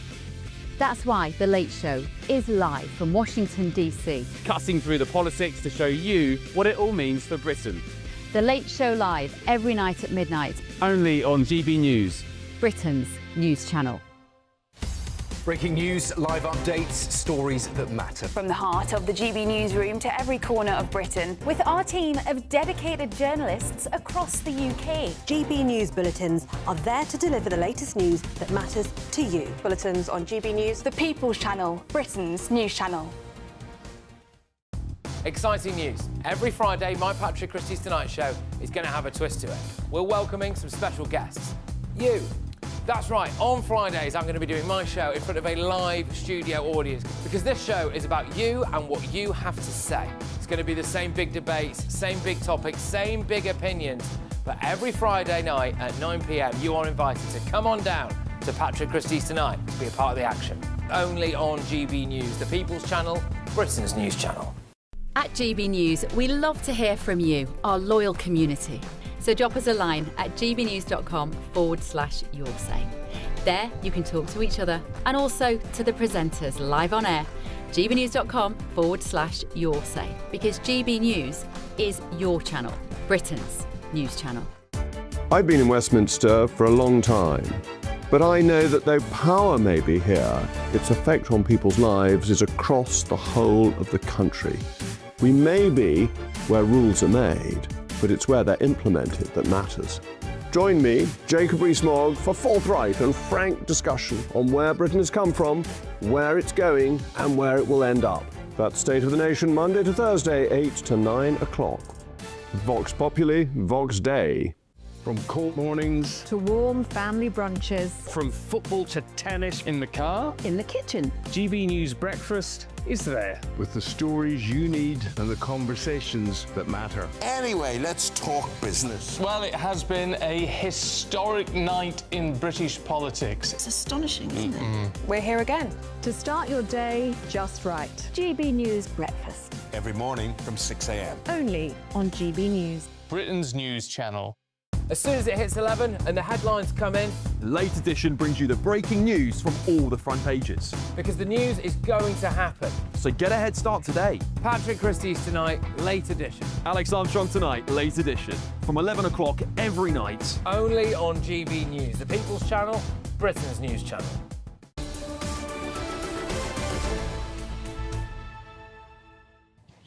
Welcome back. It is 9 minutes to 11. You're watching Britain's Newsroom on GB News. Well, it's to infinity and beyond.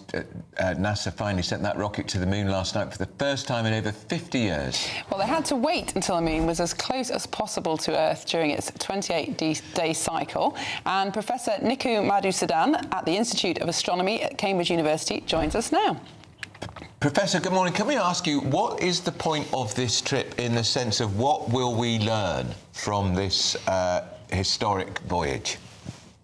Hi, good morning. Yeah, so the major point of this trip is to serve as a reconnaissance of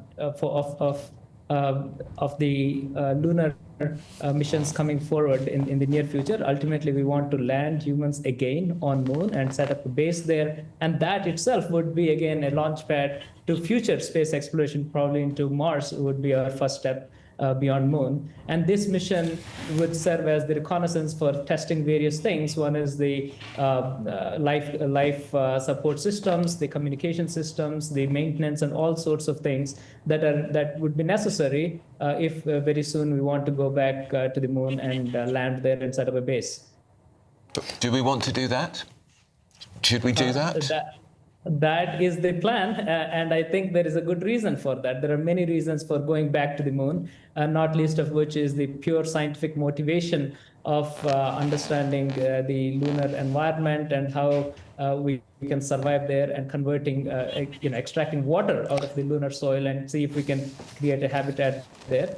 Plus other scientific questions of our own past. The Moon actually serves as a very good record of our own past in the solar system, and we have a lot to learn of our own origins by going back to the Moon. Professor Madhusudan, thank you so much for joining us this morning and bringing us up to date on the moon flight. And Andrew, I think we've also been catapulted into outer space, judging by the background. Yes. Where are we on that? Don't know. I think if I'd gone all that way, I'd want to get out and have a walk around, wouldn't you? You would. 250,000 miles. I quite a long met Buzz flight. Aldrin, who was the second man to ever set foot on the moon. Really? I did, yeah. I met him in Morocco, of all places. Wow. I was on a job out there. He was fascinating, as you Wow, incredible. Well, he achieved something quite remarkable. Almost as famous as Neil Armstrong, who was the first man on the moon. Yes. Nobody remembers the third man. No. Because I can't remember. I can't either. Well, look it up. Still ahead, Nigel Farage is about to launch his support for the triple lock. This is Britain's Newsroom, only on GB News.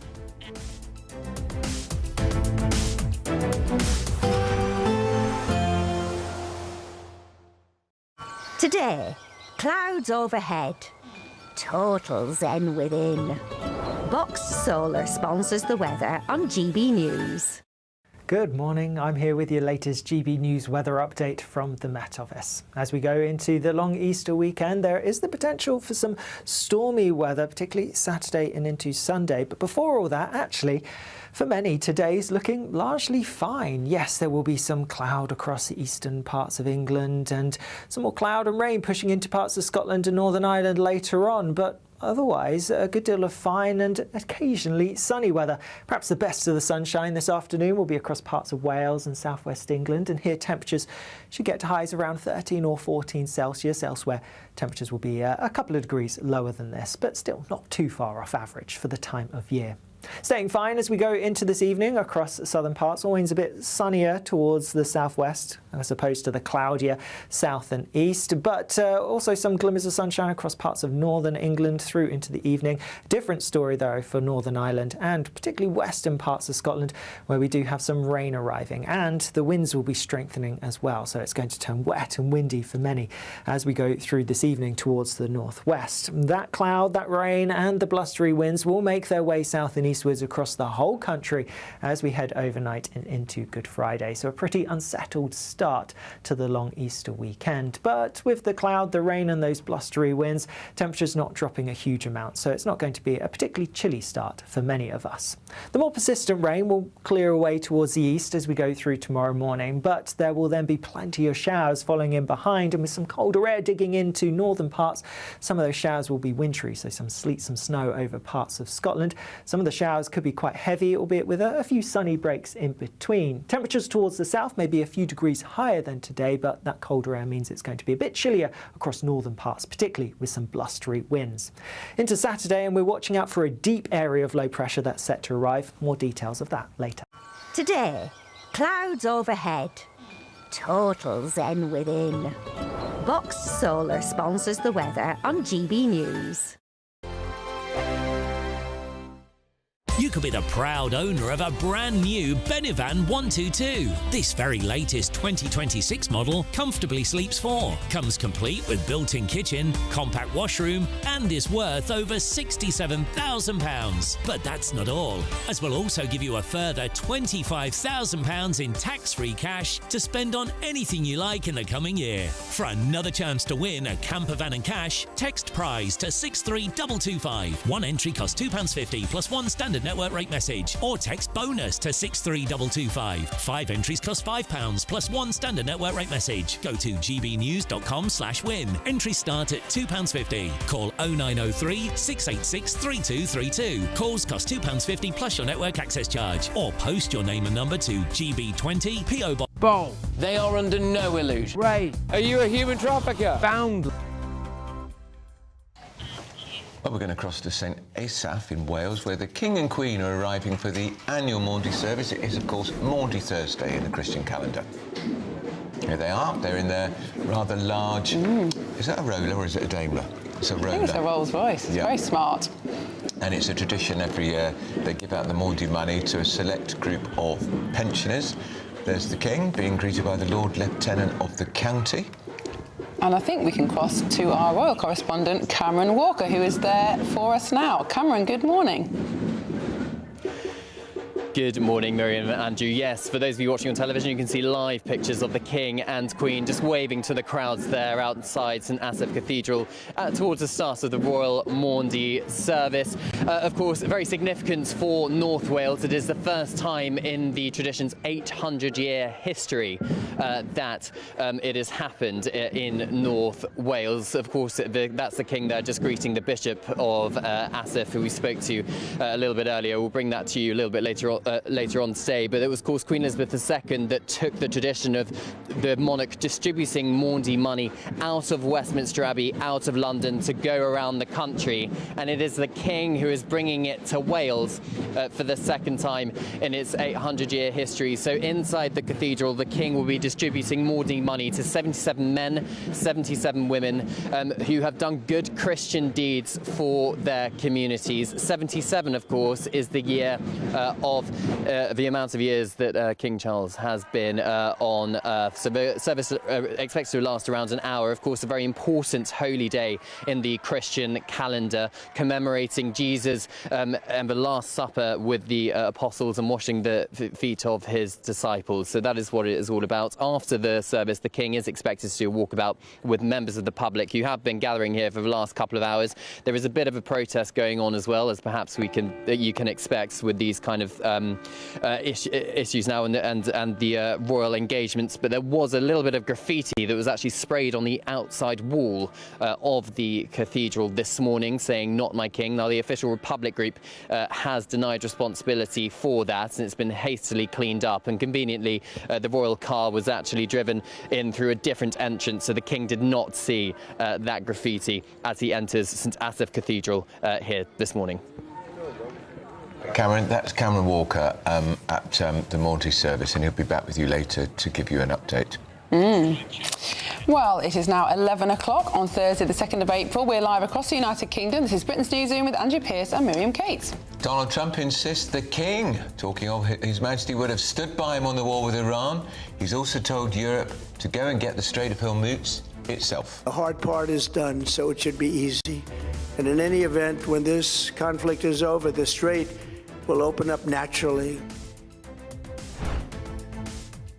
And we'll be up close and personal with this not-so-small migrant boat as the Border Security Command share with us the kind of evidence they look for to help track down the criminal gangs.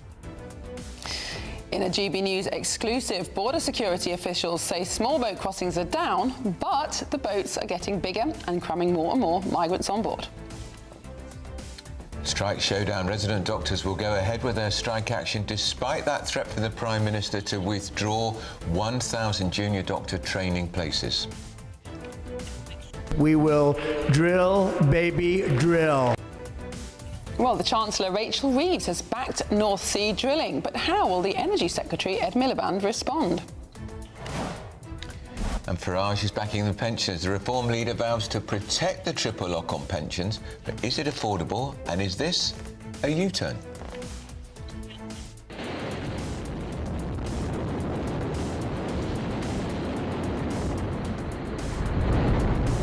Integrity, good roll pitch. Roger, roll pitch. Artemis 2 blasts off. In one giant leap for mankind, 4 astronauts are sent to the far side of the moon.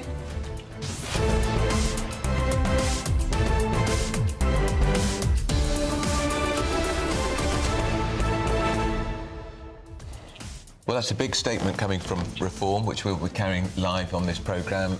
Nigel Farage will be there, presumably with Robert Jenrick, he's economic spokesman. Yeah. And it seems that they are going to keep the triple lock, after all, because there's been a big debate within Reform about getting rid of it. And some time ago, Nigel Farage said that it needed to be looked at, wasn't sustainable. Of course, it's seen pensions go up 50% more than wages over the last 15 years. But, yeah, we'll see what they've got to say very soon. And it's all about, just to remind you, the metric, it's either pension goes up whatever size, average earnings, consumer price index, or fixed price inflation at 2.5%. So currently, I think it's going up just over 4% on it. Of course, we have had very high inflation over the last few years because of COVID, the war in Ukraine. So that has boosted pensions, obviously, far more than wages. But we'll see how they think they're going to afford it. As ever, we'd like to know what you think, so why don't you send your views and post your comments by visiting gbnews.com/your say. But first, here's the news with Sam Francis.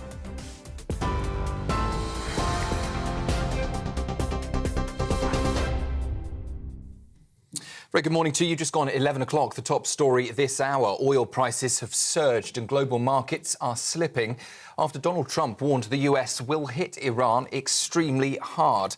In a White House address during prime time last night, the president urged allies to build up the courage to protect shipping routes, insisting America doesn't need the Strait of Hormuz. Iran's military has responded with a stark warning, promising crushing, broader and destructive retaliation. Well, markets reacted immediately, oil jumping to $106 a barrel and stocks falling across Asia. Tehran also dismissed claims it had sought a ceasefire, calling them false and baseless. Here, meanwhile, drivers are facing record fuel price rises at the fastest monthly increase ever recorded. Petrol jumped 20 pence a litre in March and diesel even higher, soaring by 40 pence. That's worse than the spikes seen after Russia's invasion of Ukraine. The RAC says it's truly unprecedented, warning the cost is hitting households and businesses hard. Well, earlier this morning, Sir Ed Davey said families are already feeling the impact of those price rises, calling for urgent cuts to fuel duty and to rail fares. The Liberal Democrat leader says that drivers are paying what he called a Trump tax and wants petrol prices cut. A tank of petrol now costs £11 more than it did before Trump's war. A tank of diesel is £23 more every time you fill up. That is the Trump tax on driving, the Farage tax on driving, the Badenoch tax on driving. And it's hurting families and businesses across the country.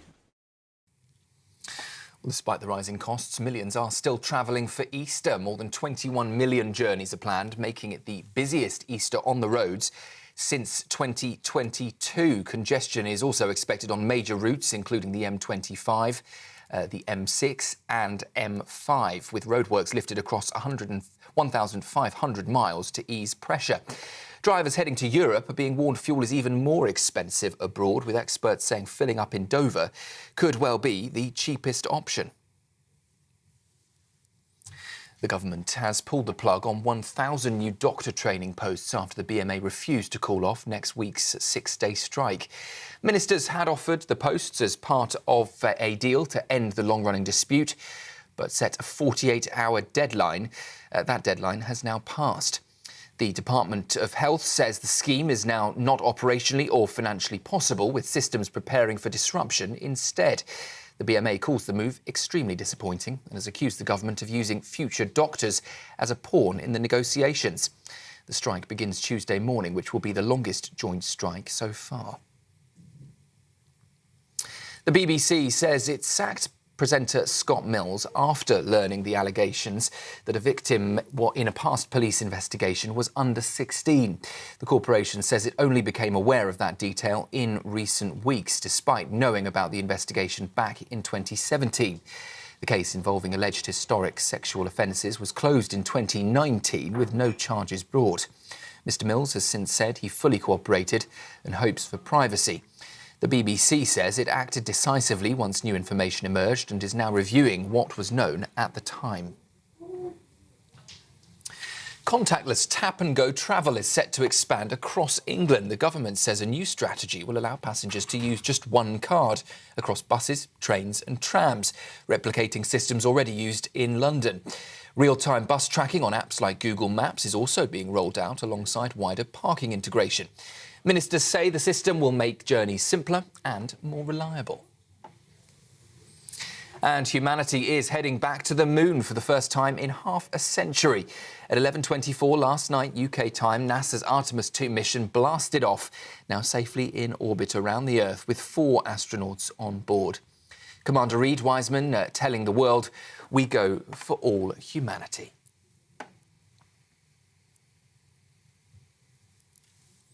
Well, let's just take a pause from those updates and we'll cross live now to Robert Jenrick from Reform UK as he gives a statement this morning. Let's take a listen. Rise. And if they don't, we're committed to reversing it ourselves in the first Reform budget. In fact, given that the Chancellor is now raking it in fuel taxes, we've said halve VAT on fuel for the next 3 months. But what are Labour doing? Absolutely nothing. In fact, they're making life harder. A Reform government will do everything that we can to cut people's costs of living. And today we're setting out how we'll protect pensioners. Millions of pensioners, and in fact people in their late 50s and early 60s, are genuinely worried at the moment. They've paid in for 30 or 40 years, but they look at the debt that successive governments have racked up. They look at Labour borrowing left, right and centre, just like the Conservatives did, and they know, they fear, something's got to give. They fear this government, maybe soon led by Angela Rayner or Ed Miliband, backed up by Zach Polanski, will pull the rug from under them, will erode, chip away at the pension that they've worked and paid into for their whole life. And they're right to be worried. Well, under Reform, it will be different. We will protect pensioners. Today, I can announce that a Reform UK government will keep the triple lock for state pensions. Under Reform and Nigel Farage, your pension will always rise each year, with either inflation, average earnings, or by 2.5%. Whichever of those 3 figures is the highest. Labour will tax your pension. Labour will chip away at your pension. Reform will protect it. Nigel Farage will protect Britain's pensioners. Now, we've taken our time to decide on this policy because we know just how big a commitment it really is. We know that after decades of borrowing and mismanagement, our national finances are a mess, chronically mismanaged by successive prime ministers and chancellors. 1 in 10 pounds the government spends right now is on debt interest payments. Our borrowing costs are the highest they've been since the 2008-9 recession. Greece, Italy, Spain, and Ireland's borrowing costs are all lower than ours. We can only make the commitment today because we will cut tens and tens of billions of pounds of taxpayers' money the government wastes every year. Reform will balance the books, not just on the backs of hard-working people, in fact, never on the backs of hard-working people, never on the backs of people who've done the right thing, paid in their whole lives. We will instead fundamentally reset the priorities of government in a way that no other party has, could, or ever would. We will reset government spending so that it actually puts the British people first. We'll cut waste, and we'll cut spending they don't care for, and spending that sometimes is actually harmful to the British people, undermining our society, increasing our bills. The scale of all this waste is actually hard to conceive. This decade, we've spent £15 billion housing illegal migrants. Millions every day housing people who broke into Britain. On procuring houses of multiple occupancy, HMOs, for illegal migrants in towns across the Midlands and the north of England. There's 300 HMOs in Wigan alone. A non-partisan Institute of Labour Economics paper found that the average asylum migrant in the Netherlands will cost taxpayers there £400,000 over their lifetime. Since 2018, 197,000 people have broken into Britain. Do the maths. That's around £80 billion. And far from just illegal migration, since 2010, around 200 billion of taxpayers' money has been given in foreign aid, often to rich countries. Around 10 billion to Afghanistan, Eritrea, Syria, Sudan, countries that refuse to take back their own citizens who've illegally come here. 5 billion to Pakistan, a country that refused to take back its nationals, even when they had systematically raped British girls. £1 billion in universal credit every month is going to foreign national households. 1 in £6 of universal credit. 500 migrants are signing up each and every day. Around £6 billion a year is given out to households headed by somebody who was born abroad for council or social housing. In the coming weeks, we'll be saying much more about the true cost of the Boris wave and unskilled migration that we've had here. It is, as Nigel has just said, astronomical. You will be shocked by the numbers that we will set out. And of course, then there's the benefits bill.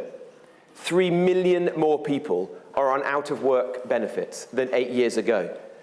We're set to spend 40 billion more on sickness benefits in 2029 than we did in 2019.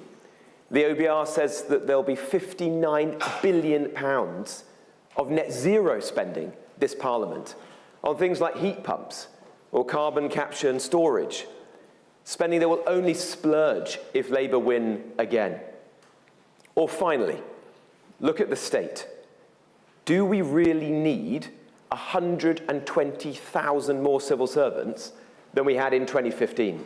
Does Homes England, one of the quangos, need over 100 people earning 100 grand a year? Now, the point is this. Reform is the only party that will protect people's pensions, credibly commit to keep the triple lock, because we are the only party with the backbone to cut the tens and tens of billions of waste every year. We've already identified over 40 billion of savings a year. We'll end universal credit for foreign nationals. We'll cut foreign aid. We'll stop spurious mental health claims for PIP. We'll scrap the net zero schemes. We'll cut Whitehall excess and all those bloated quangos. We're also the only party that will protect state pensions, because we're the only party that won't duck the most difficult decisions. We started the detailed work that is needed on substantial welfare reform, and we'll be saying more about that shortly. Today, I can announce another major piece of work, a review into the long-term sustainability of continuing to permit new entrants to defined benefit pension schemes in the public sector. Such schemes were phased out in the private sector decades ago. They represent the government's second largest financial liability. The old parties almost never discuss them. But if we care about balancing the books fairly, we can't keep ducking this issue. Is it right that members of parliament or tube drivers starting their jobs this year get a right to a gold-plated pension in 2060 or 2070, when ordinary retirees have to worry about next year? Richard Tice has already announced that a reform government would close local government defined benefit schemes to new entrants. Later this year, we will return with a plan that protects the interests of everyone currently working in the public sector and their families, whilst ensuring public sector pensions are finally put on a sustainable long-term footing by assessing which defined benefit schemes should remain open to new entrants. So yes, we will balance the books, but we won't do it on the backs of British people who've paid in their whole lives. Instead, we'll save tens of billions by resetting government spending, so it puts the British people, and only the British people, first. Politics is about choices, and we in Reform choose the British people, and we will every time. Thank you very much. So that was Robert Jenrick. He is the Reform economic spokesman, revealing, as well, where it had been trailed, that the Reform UK would keep the triple lock. That is a direct plea to the grey vote. They are the people that vote most. And just to remind people, that is the metric which says pensions would be increased either by average earnings, consumer price index, or anything above 2.5%. That's a fake rate of inflation. And of course, the Conservative Party have already committed to keeping the triple lock for now. Labour Party have committed to keeping it for this Parliament. Lib Dems indefinitely. Only the Green Party departing from that consensus, saying that they'd replace it with a double lock, so it wouldn't have that 2.5% minimum. It would be the highest of inflation or earnings growth. So very similar policies, really, from all the parties now. Yeah. So we're going to talk now to an economist at the Adam Smith Institute, Mitchell Palmer. Good morning, Mitchell. Morning. Lovely to talk to you. Now, Mitchell, if I can be so bold, you are considerably younger than me, and I suspect younger people than me are not as keen on the triple lock, perhaps, as older viewers and listeners to GB News. Do you think this is a good move by Reform?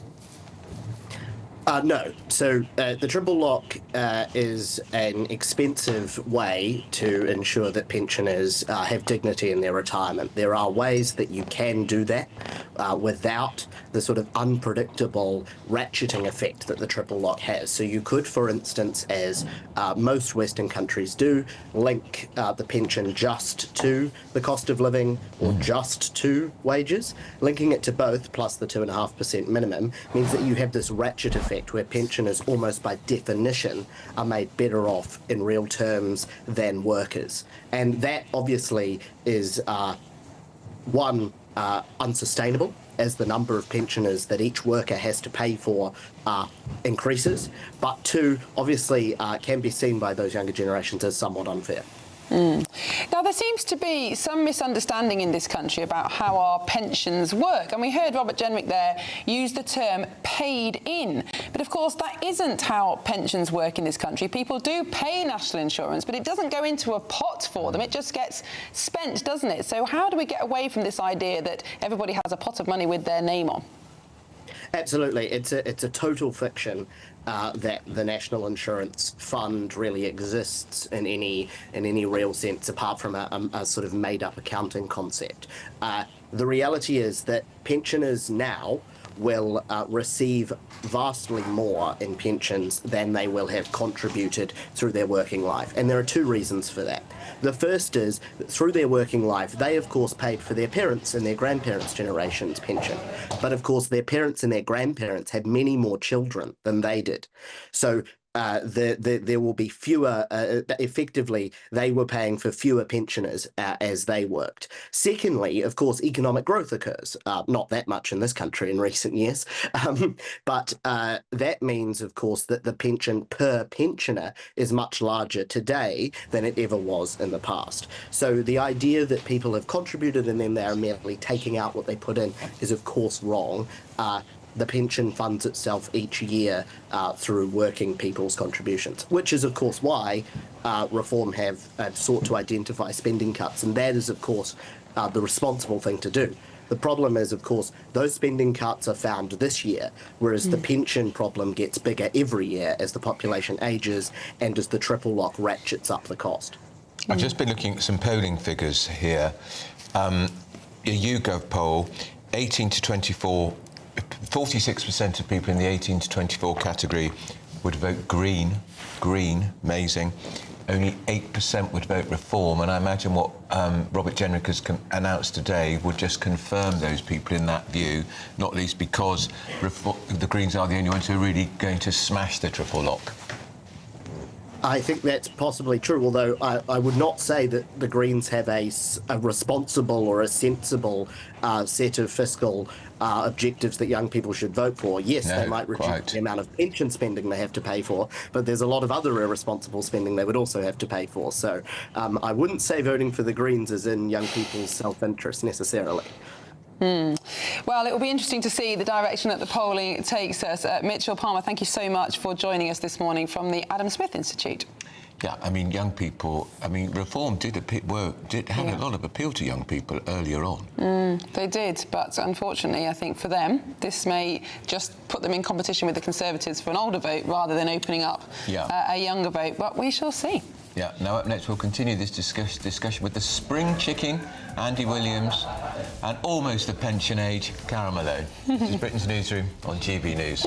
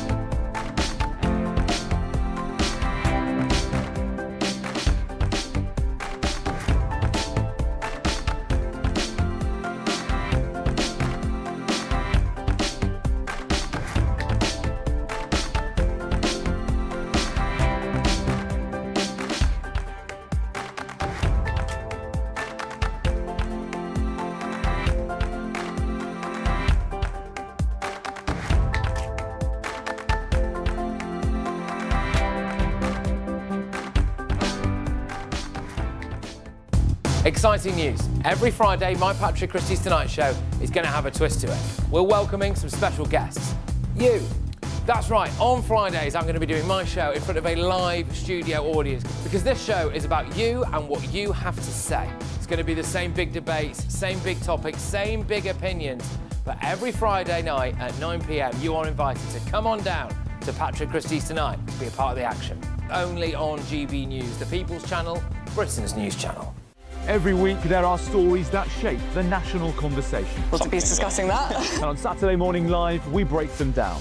Is that true? This is fascinating, isn't it? The politics, the headlines, the debates everyone's talking about. And the questions that you want answered. Do you think that was a legitimate attack for him to make? What led you to set up this fantastic movement? You know what? It's a great question, Olivia. So what are you waiting for? Your weekend starts here. Saturdays at 10 a.m. only on GB News. From court mornings to warm family brunches. From football to tennis in the car. In the kitchen. GB News breakfast is there. With the stories you need and the conversations that matter. Anyway, let's talk business. Well, it has been a historic night in British politics. It's astonishing, isn't it? We're here again. To start your day just right. GB News breakfast. Every morning from 6 a.m. Only on GB News. Britain's news channel.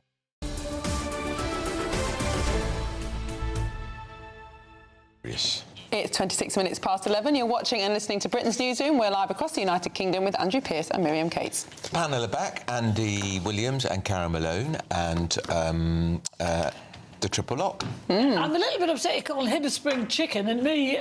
Well, we were right to kind be to you. fair, you were kind to me because I'm way beyond pension age, that's for sure. And we'd already had viewers saying that on just that. Say what? That I'm way beyond pension age. Okay, well, I am. They're right, I am. The viewers will be astonished. So, and because I'm way beyond pension age and I know what the pension is, which is about 12,548 quid a year, it's not very much to live on. I think it's fantastic the generous... I was come out and say this. I think you'd get every vote of every pensioner in the country now reformed because of this. You know, the triple lock was brought in 2010 to protect pensioners from pensioner poverty. And it has done exactly that. It has raised the levels of their standard of living. And to say you're going to take it away now because it costs a lot of money. You know, Jenna just read some figures out there. You know, 40 billion more in sickness benefits.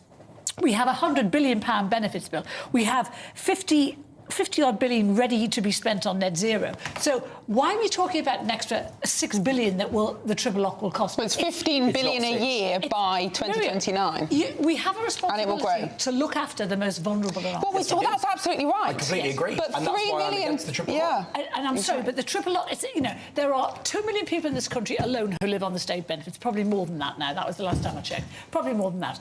And that's all they have. They have 12.5 grand a year. It's nothing. Yes, you're right, Carol, but there's so many people. In fact, by next year, there'll be 3 million pensioners who earn so much money that they pay higher or additional rate tax. Do you think they should get an extra 13 grand from the state? You say that is so disingenuous to say they earn so much more money. No, they don't. Let me say that again, then, Carol. Let me say that again. 3 million pensioners from 27-28, their income will be so high that they pay higher or additional rate tax. Should they also get a £12,500 handout from the state? There are lots of pensioners in this country who have very small pensions. But I'm not talking about those people. Can we talk about those 3 million people? Should those 3 million people, higher rate tax, get a pension from the state? What's your question?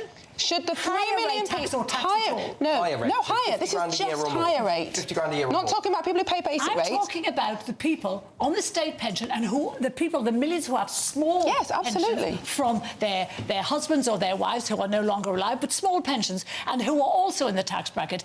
This will kill them if we're not talking about the tax bracket. You talk about those ones. I'm talking about the ones who need it, and absolutely need it. And it's not the 3 million you're talking about. The ones but they get it too. That's the problem, Carol. I'm talking about the people who are affected currently now by. So if you take away the inflation element of the triple lock, so now you would have pensioners on a set amount of money who are going to be faced with higher fuel bills, food inflation, and higher bills on every level. So how the hell? But hang on, working people can get more money from doing other work. Pensioners cannot when they're a certain age. There is no way for them to earn more money. And that's the problem for them. Firstly, this Robert And by the way, it's not a perk, the pension. It's something that these people have paid into their entire lives. This Robert Jenrick speech, I mean, there is not enough opprobrium in the world for this man. I think he is an appalling individual. Pensioners won't say, hang on, well, no, of course they won't, because it's in their interest. The finances were chronically mismanaged under this last government. He was literally the immigration minister, and he's talking about, the Boris wave. He was the Boris wave. Let's talk about pensions, not the Boris wave. I'm going to, because I'm talking about reforms policy. Reforms say we're different to everybody else, we're disruptors. They're exactly the same. They're doing it purely for votes. They know that older people are more likely to vote reform, and this, no pun intended, is designed to lock them in. The triple lock, the state pension costs £130 billion a year. It's projected to go up to £200 billion. How do we think that is, A, a good use of money? Now, let's set two things aside. What should they do? Should they just all starve or freeze to death? No, but that, Carol. Well, what do you mean, Carol? People on £12.5 will starve and will freeze. And that's why this should be properly targeted, because the 10 to 12% of people who are in receipt of pension credit, who are the people who actually rely on the state pension, who actually need it, should be supported 100%. Do you know how much pension credit goes unclaimed? I'm more than, well, actually a lot more now because of the because winter fuel pensioners don't know how to do policy. it and can't access it. It's too complicated. Well, and there was a huge drive about a year ago and it won't to roll it out. Well, it did work. Lots, tens of thousands, maybe even hundreds of thousands more people signed up. The state pension, the triple lock is expensive, it's regressive, but most importantly, it's unsustainable. What it does do... One more thing, and I'll let you talk. Okay. You can go onto HMRC now and look at where your tax money goes every year. I went on last week because I got a thing saying, see where your tax money went. 10.1% of my taxes last year, and your taxes, went on the national debt. And that's the problem. How much went on benefits? How much went on this is net zero policies? How much went on the rates? You can't This is part of separate it welfare. that way. No, this is part of welfare. This is welfare. You know, a civilised society provides what Jenrick said, dignity and security. Yes. For the most vulnerable in Carol, this can we society. just base this, exactly, can we just base this on facts? Nobody is saying that the poorest pensioners shouldn't get a decent pension. Of course they should. What we're saying is there are 3 million pensioners, or will be next year, who are in the top quintile of earnings for the whole country, and yet still get a £12.5 grand handout from working age people who are now far more likely to be poor than people who are pensioners. Shouldn't we means test the state pension? Those people that you're talking about, that are the 3 million, and I don't know enough about this to argue with you against this, because I don't know what those people are earning. You say they're in the high earning. Yes, so they're above 50 grand a year. Okay, so by definition, they're above 50 grand a year. So they're in the top quintile of earnings of the whole country. All of those people you're talking about will have had good jobs in life and paid much into the tax system. Exactly, which is why you don't get, and I don't get universal credit, because I have a good job. I don't expect a handout from the state. And those people if I had no income, I would expect a handout from the state. Stop talking about the triple lock like you're giving older people charity. You are not. You are if they're millionaires, You are not, Carol. Then what do you mean millionaires? If they're millionaires, are on 50 grand a year. Don't be silly. You've just said they're going to be taxed if they earn more than 50 grand a year. Are they millionaires? But I don't think you're understanding what I was saying. There are 3 million pensioners, or will be, who have so much private income that they pay higher rate tax, OK? They're wealthy. Great, good for them. I completely agree. What is the percentage that are earning more than... Do you have the percentage breakdown of those are earning 50 grand, those are earning 60, those are earning 70? No, but that's not the point. They're amongst the wealthiest people in the country for income, and yet they still 50 grand is not wealthy. It is. No, it is not. It's in the top 10% not in income. Not in London. What planet are you all living on if you think 50 grand a year makes you wealthy, especially if you live in the capital? One of the biggest problems with our country is that we're actually relatively poor, and the fact that 50 grand a year puts you in the top 20% is a massive problem in itself. We have to draw a close here because we've got some breaking news. Nigel Farage has sacked Reform's housing spokesman over his comments over the Grenfell tragedy. He was criticised after saying the Grenfell Tower fire was a tragedy, but everyone dies in the end. Take a listen to him. And Nigel Farage, the remarks from your housing spokesman have shocked many today about the issue of the Grenfell fire. Simon Dudley says that the blaze was a tragedy, but everyone dies in the end. The PM says you should sack him. Will you? That's already happened. Forgive me, what's happened? He's no longer a spokesman for the party. And will he stand for... Well, he's gone then? He's left the party, or no one... No, he's not a spokesman for the party. That has been dealt with. Thank you. Well, that's a blow for Reform. Absolutely. Well, we've got lots more coming up, but we're going to go to your 60-second news update with Sam Francis.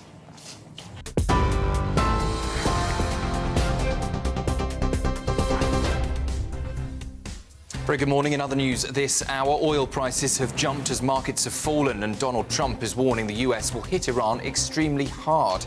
Iran's military has threatened crushing retaliation and denies seeking a ceasefire, calling the claims false.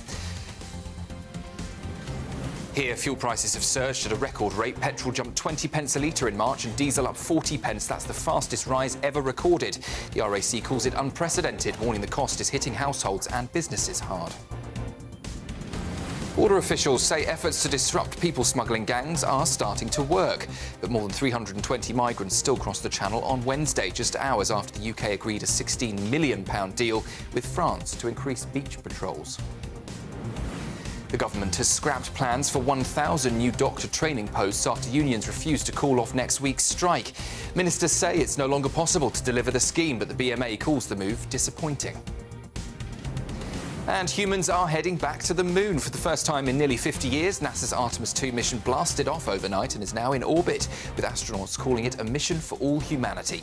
If checks go to plan, they'll fly around the moon, travelling further from Earth than ever before. Those are the latest headlines. Plenty of news and noise in the studio. Let's hand back to Andrew and Miriam.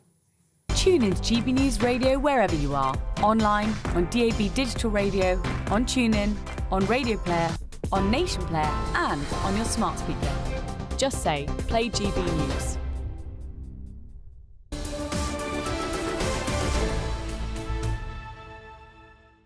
Oh, coming up at noon, we've got Good Afternoon from Britain with... I can't even say that now. Good Afternoon Britain with Alex and Dawn, because I was so shocked not to see Tom, but here's Alex. Yeah. What's coming up? It's another young man for me to play with. Did Tom hitch a lift on Artemis? Well, I mean, He would have liked to. I was looking forward to him talking about it for 3 hours solid. Talking about his big rockets. Yes. Yeah. Carry on up, We are going to have fun today, aren't we? We are not We're taking going to any of have this fun. seriously. No. Not even No, Friday. of course we're not. We're taking Kemi Badenoch seriously. We've got a good interview coming up with Kemi Badenoch. We're going to be asking her about all sorts of things. We do, and we're also going to have a little chat about Rachel Reeves, because she's at odds with the Energy Secretary now, isn't she? It's all heating up. Drill, baby, drill. Looks like they might cave in the end. But of course, the Prime Minister is so weak, he says it's not up to him anyway to drill, baby, drill. It's up to Mr Miliband. Is he actually running anything out No. here? You can tell us. Probably I mean, not he's not even running his own Probably bath. not even his bath, No, exactly. I was going to say, it's an old joke, but we're old, but the old Exactly. ones are the best. We've also got the most amazing, shocking story. That is how some British public schools are actually giving kids lessons in wife-beating.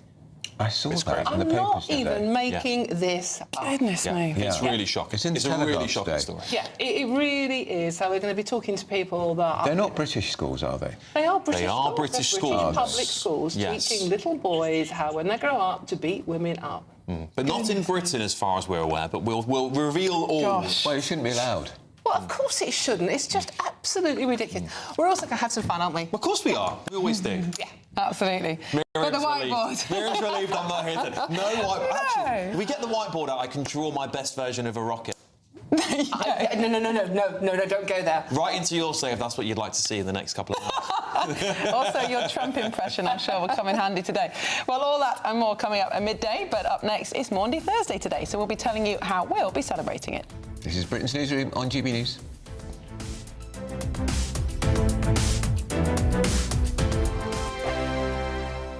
Hello again, very good day to you. I'm here with your GB News weather update from the Met Office. And now it is going to turn quite stormy, particularly towards the northwest of the UK as we go through this weekend. But before that, well, actually today's looking largely fine and sunny for many places. Just a bit more cloud across some eastern parts of England and a few showers here. And then towards the northwest, so western parts of Scotland and much of Northern Ireland, it will be cloudy, wet and blustery as we go through this afternoon. But elsewhere, with lots of sunshine, lots of blue skies, while temperatures are going to rise to low, possibly mid-teens Celsius, so feeling relatively warm in that sunshine as well. Then, as we go into this evening, well, the wet and windy weather across western parts of Scotland, that is going to edge a little bit further east, but staying largely dry across eastern parts for now.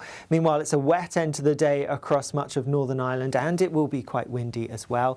And then as we go through the evening and into the start of the night, that cloud, that rain, it's going to continue to push its way further east and southeastwards, and so starting to make its way into England and Wales. Now, eastern parts will hold on on to the drier, clearer weather for longest, but even here the cloud will push through as we go through the early hours of Good Friday, and it is going to turn wet and blustery as well. Because of the unsettled weather, well, temperatures won't drop a huge amount, so it is going to be a mild start to the day compared to some recent mornings, but it is going to be quite a cloudy, a wet and blustery one for many of us. The more persistent rain may clear away towards the east through the morning, but may linger across some parts of the south-southeast for a little while yet. But then behind it, plenty of blustery showers coming in, and with some colder air across the north, those showers will be falling as snow over higher ground in the north. Further south, it's a fair bit milder temperatures, if anything, up a few degrees on today, but it is going to be windy. Talking of winds, however, it's a feature that arrives on Saturday that's going to bring some potentially stormy weather to the northwest. From the school run to the home run, watch a new show for all of Britain. So he can say whatever he wants. A straight talking show where all voices are heard.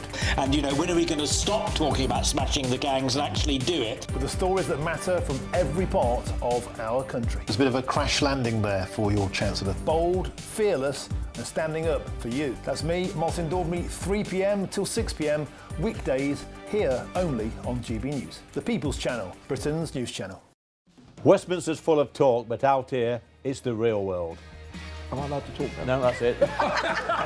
This is where it matters, real people and real lives.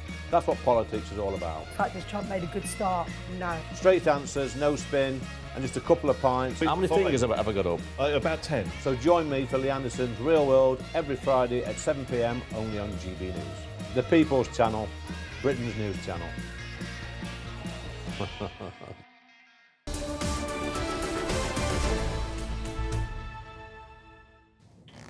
Welcome back. It's 19 minutes to 12. You're watching Britain's Newsroom on GB News with Andrew Pearce and Miriam Cates. The King and Queen are in attendance at the Maundy Thursday service at St Asaph Cathedral in North Wales. Well, this marks the first time that the service has been held in Wales since 1982. So what is the significance of Maundy Thursday? I know where I'll be a bit later on, by the way. We're going to talk to one of our favourite vicars here, Chris Tufnell.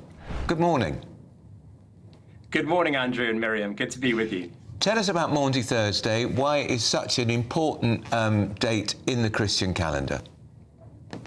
Yeah, sure. Well, Maundy Thursday is all about Christians remembering what Jesus did and said to his disciples the night before he died. He shared the Last Supper. That's pretty famous, made famous perhaps by Leonardo da Vinci's painting of that scene. But what's less well known perhaps is what he did during that meal. It's recorded in John's Gospel that Jesus got up from the meal, wrapped a towel round his waist, and then did something very extraordinary by filling a basin with water and then going around and one by one washing the feet of his disciples. Now, in one way, that isn't extraordinary at all. Just like today, we go into someone's house and kick off our shoes so that we don't tread the dirt through their house. In those days, people always wash their feet at the end of the day. Open-top sandals, hot, dusty environment, everyone just needed to do it. What was extraordinary is that Jesus did it. It was normally the job for the lowest kind of servant in the house. And so his disciples were really uncomfortable with Jesus doing it. But it was really him teaching them and teeing them up to understand what he was going to do for them the next day, not physically, but spiritually, as he died on the cross. But it was a very stunning moment for the disciples as they witnessed the very highest person doing the very lowest job for them. So Maundy Thursday is remembering that Last Supper, and what Jesus did for his disciples and how he explained to them the significance of what he was doing. And in many churches, I know my own Catholic church tonight, Chris, they will recreate that moment when the Monsignor will wash the feet of 12 parishioners. Yeah, a number of churches do that. I actually did that recently during a service to explain what it was that Jesus was doing. The only problem with that is our feet are probably a lot more clean these days than those that Jesus washed. I'm not sure about Miriam's. Oh, thanks, Andrew. Well, moving on, Chris, the reason for the meal was Passover. Jesus and the disciples were celebrating the Jewish festival of Passover. Tell us what's recorded happened, though, during that meal when Jesus sat around the table with his disciples. Yeah, well, you're right. It is a meal that still religious Jews today celebrate, and it's in order to teach the Israelites that human wrongdoing can't just be overlooked by God. God is a just judge. And I'm quite sure that on your news channel, if a judge were reported to have just kind of let the defendant get off when they were clearly guilty, everyone would be calling for that judge to be taken off the bench. Well, God isn't less committed to justice than we are. And so over a very long period of time, since the Israelites escaped from Egypt, God taught his people that justice had to be done, but that he wanted another to pay the punishment for human wrongdoing in their place. And that was all to tee humanity up to understand really what happened on Good Friday when Jesus gave his life willingly, deliberately on the cross. It wasn't merely an act of self-sacrifice or a good example, but the Bible teaches us that what Jesus was doing was giving his life for humanity. He was the only truly, entirely innocent person that there's ever been.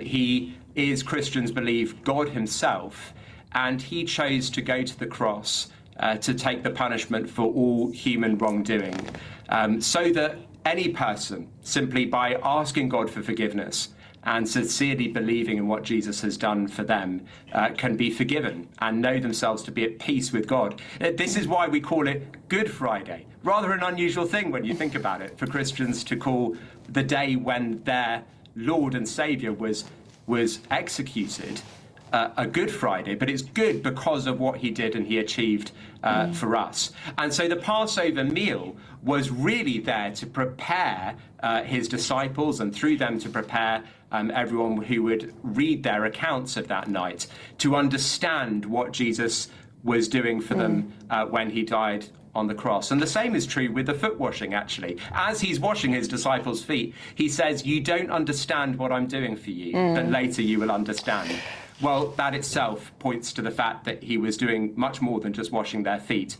He was giving them a picture of what he would do spiritually for them the next day when he died on the cross. Chris, thank you so much for joining us this morning. Chris Tufnell, and you'll recognise Chris from our reflections in the morning, and also he preached the sermon at the carol service in December. And Chris, happy Easter to you and your congregation. Absolutely. Well, still ahead, NASA's Artemis 2 spacecraft has launched. It's now orbiting Earth, where it will then head on to circle the moon as part of a 10-day mission, and we'll be following it closely. But moving on, if you want some of that holiday sun, here's the forecast.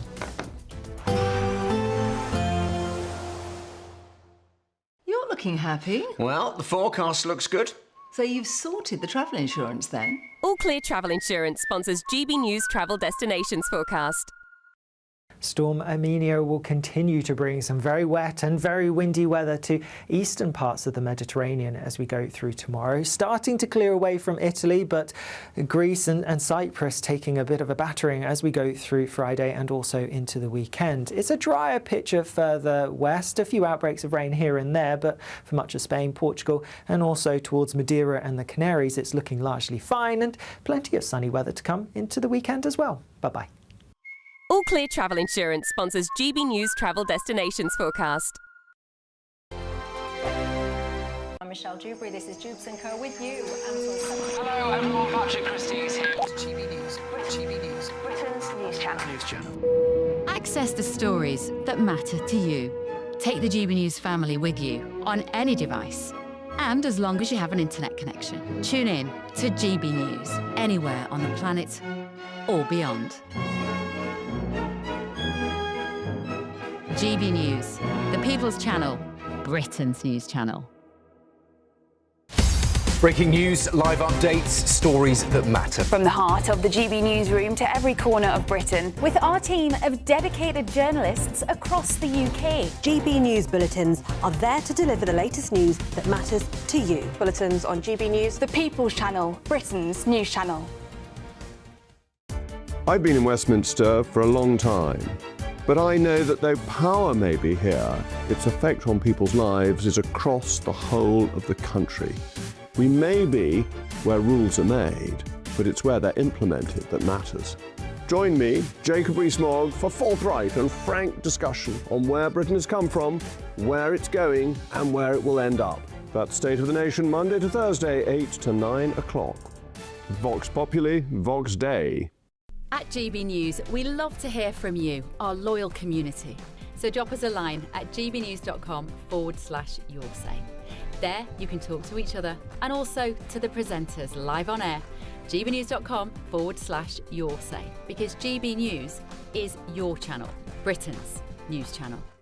Hi, I'm Michelle Dewberry, and my show is your opportunity to cut through all the noise and dive in headfirst to some robust debates. Ideas clash. Situation, isn't it?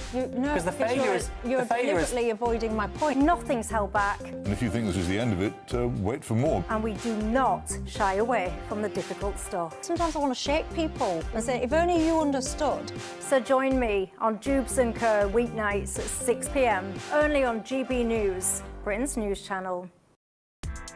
Join me, Nana Akwe, for an informative, interactive news programme with a difference. It's fun. No, you didn't say that, Dave. I'm so surprised. I think there's an element of truth to that. Join me from 3 p.m. every weekend, only on GB News, Britain's news channel.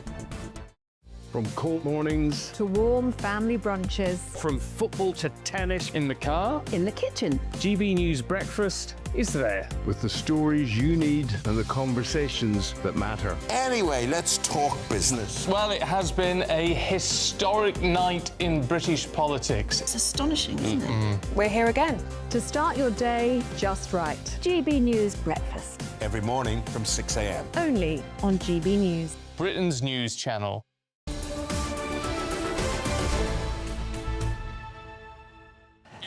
Welcome back to Britain's Newsroom. It's nearly 8 minutes to 12. What do you think of the space launch, Andrew? I mean, so many billions and billions of dollars go into it. Do you think it's worth the money? I mean, what's it? Well, I don't know. Look, I mean, if they didn't spend it on that, they'd waste it on something else, wouldn't they? Let's be honest. It's not you old cynic. Well, I think it's magnificent. I'd like to think that America does better than China. But what do we really learn from it? Well, really? A lot of the technological and scientific developments have found use in ordinary everyday life. True. In this, it was much more significant in the Cold War, though, wasn't it? Because it was a kind of sign of competition and prowess between America and the Soviet Union. I mean, they got the first man in space, didn't they? The Russians, Yuri Gagarin. But the Americans got the first man on the moon. It does make you think back into 1969 when they didn't have. We're sitting in front of us. We've got iPhones and laptops and all these kind of things. They had nothing like that, and yet they still managed to get those men on the moon. It's incredible. I mean, 69 we weren't on the telephone. We didn't even have a colour television in 1969.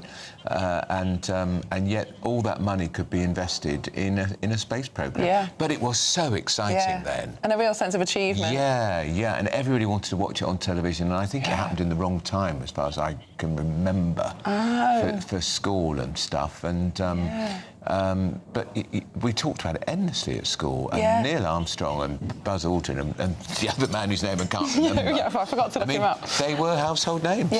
And a real unifying experience of human achievement. Yeah, and of course my dear dad showed me that we believed him. I was only 8. No, I think that's excusable. Yeah, and anyway, I believed everything my dad told me. No, that's lovely. He was a good one. So we'll keep you, of course, up to date with Artemis 2, and there'll be lots more to come. And I think it reaches the moon by Monday. Yes, 4 days to go. So will they be eating their Easter eggs in zero gravity? That's what I want to know. Absolutely. Well, that's it from Britain's Newsroom. We will be back here tomorrow on Good Friday, and of course it's Hot Cross Bun Day on Good Friday. Looking forward to that. And I'm going to. Are you going to Mass this evening? I won't be going to Mass this evening. I am. I'm going to my last supper Mass, but I'm not having my feet washed. I was offered the chance, but I said no thanks. Keep my feet. Too dirty. Up next, good afternoon, Britain with Alex and Dawn. We'll see you tomorrow. Well remembered, you two. Cracking show coming up for you, including an exclusive chat with Kemi Badenoch. And also, Rachel Reeves is at odd with Ed Miliband. Who would have thought it? That's over North Sea drilling. We'll get into that. And we're also investigating British public schools that are teaching kids how to beat their wives. And I'm also up for a challenge. I'm going to draw the best I can of this rocket launch on the whiteboard in 60 seconds. What could possibly go wrong? After the weather.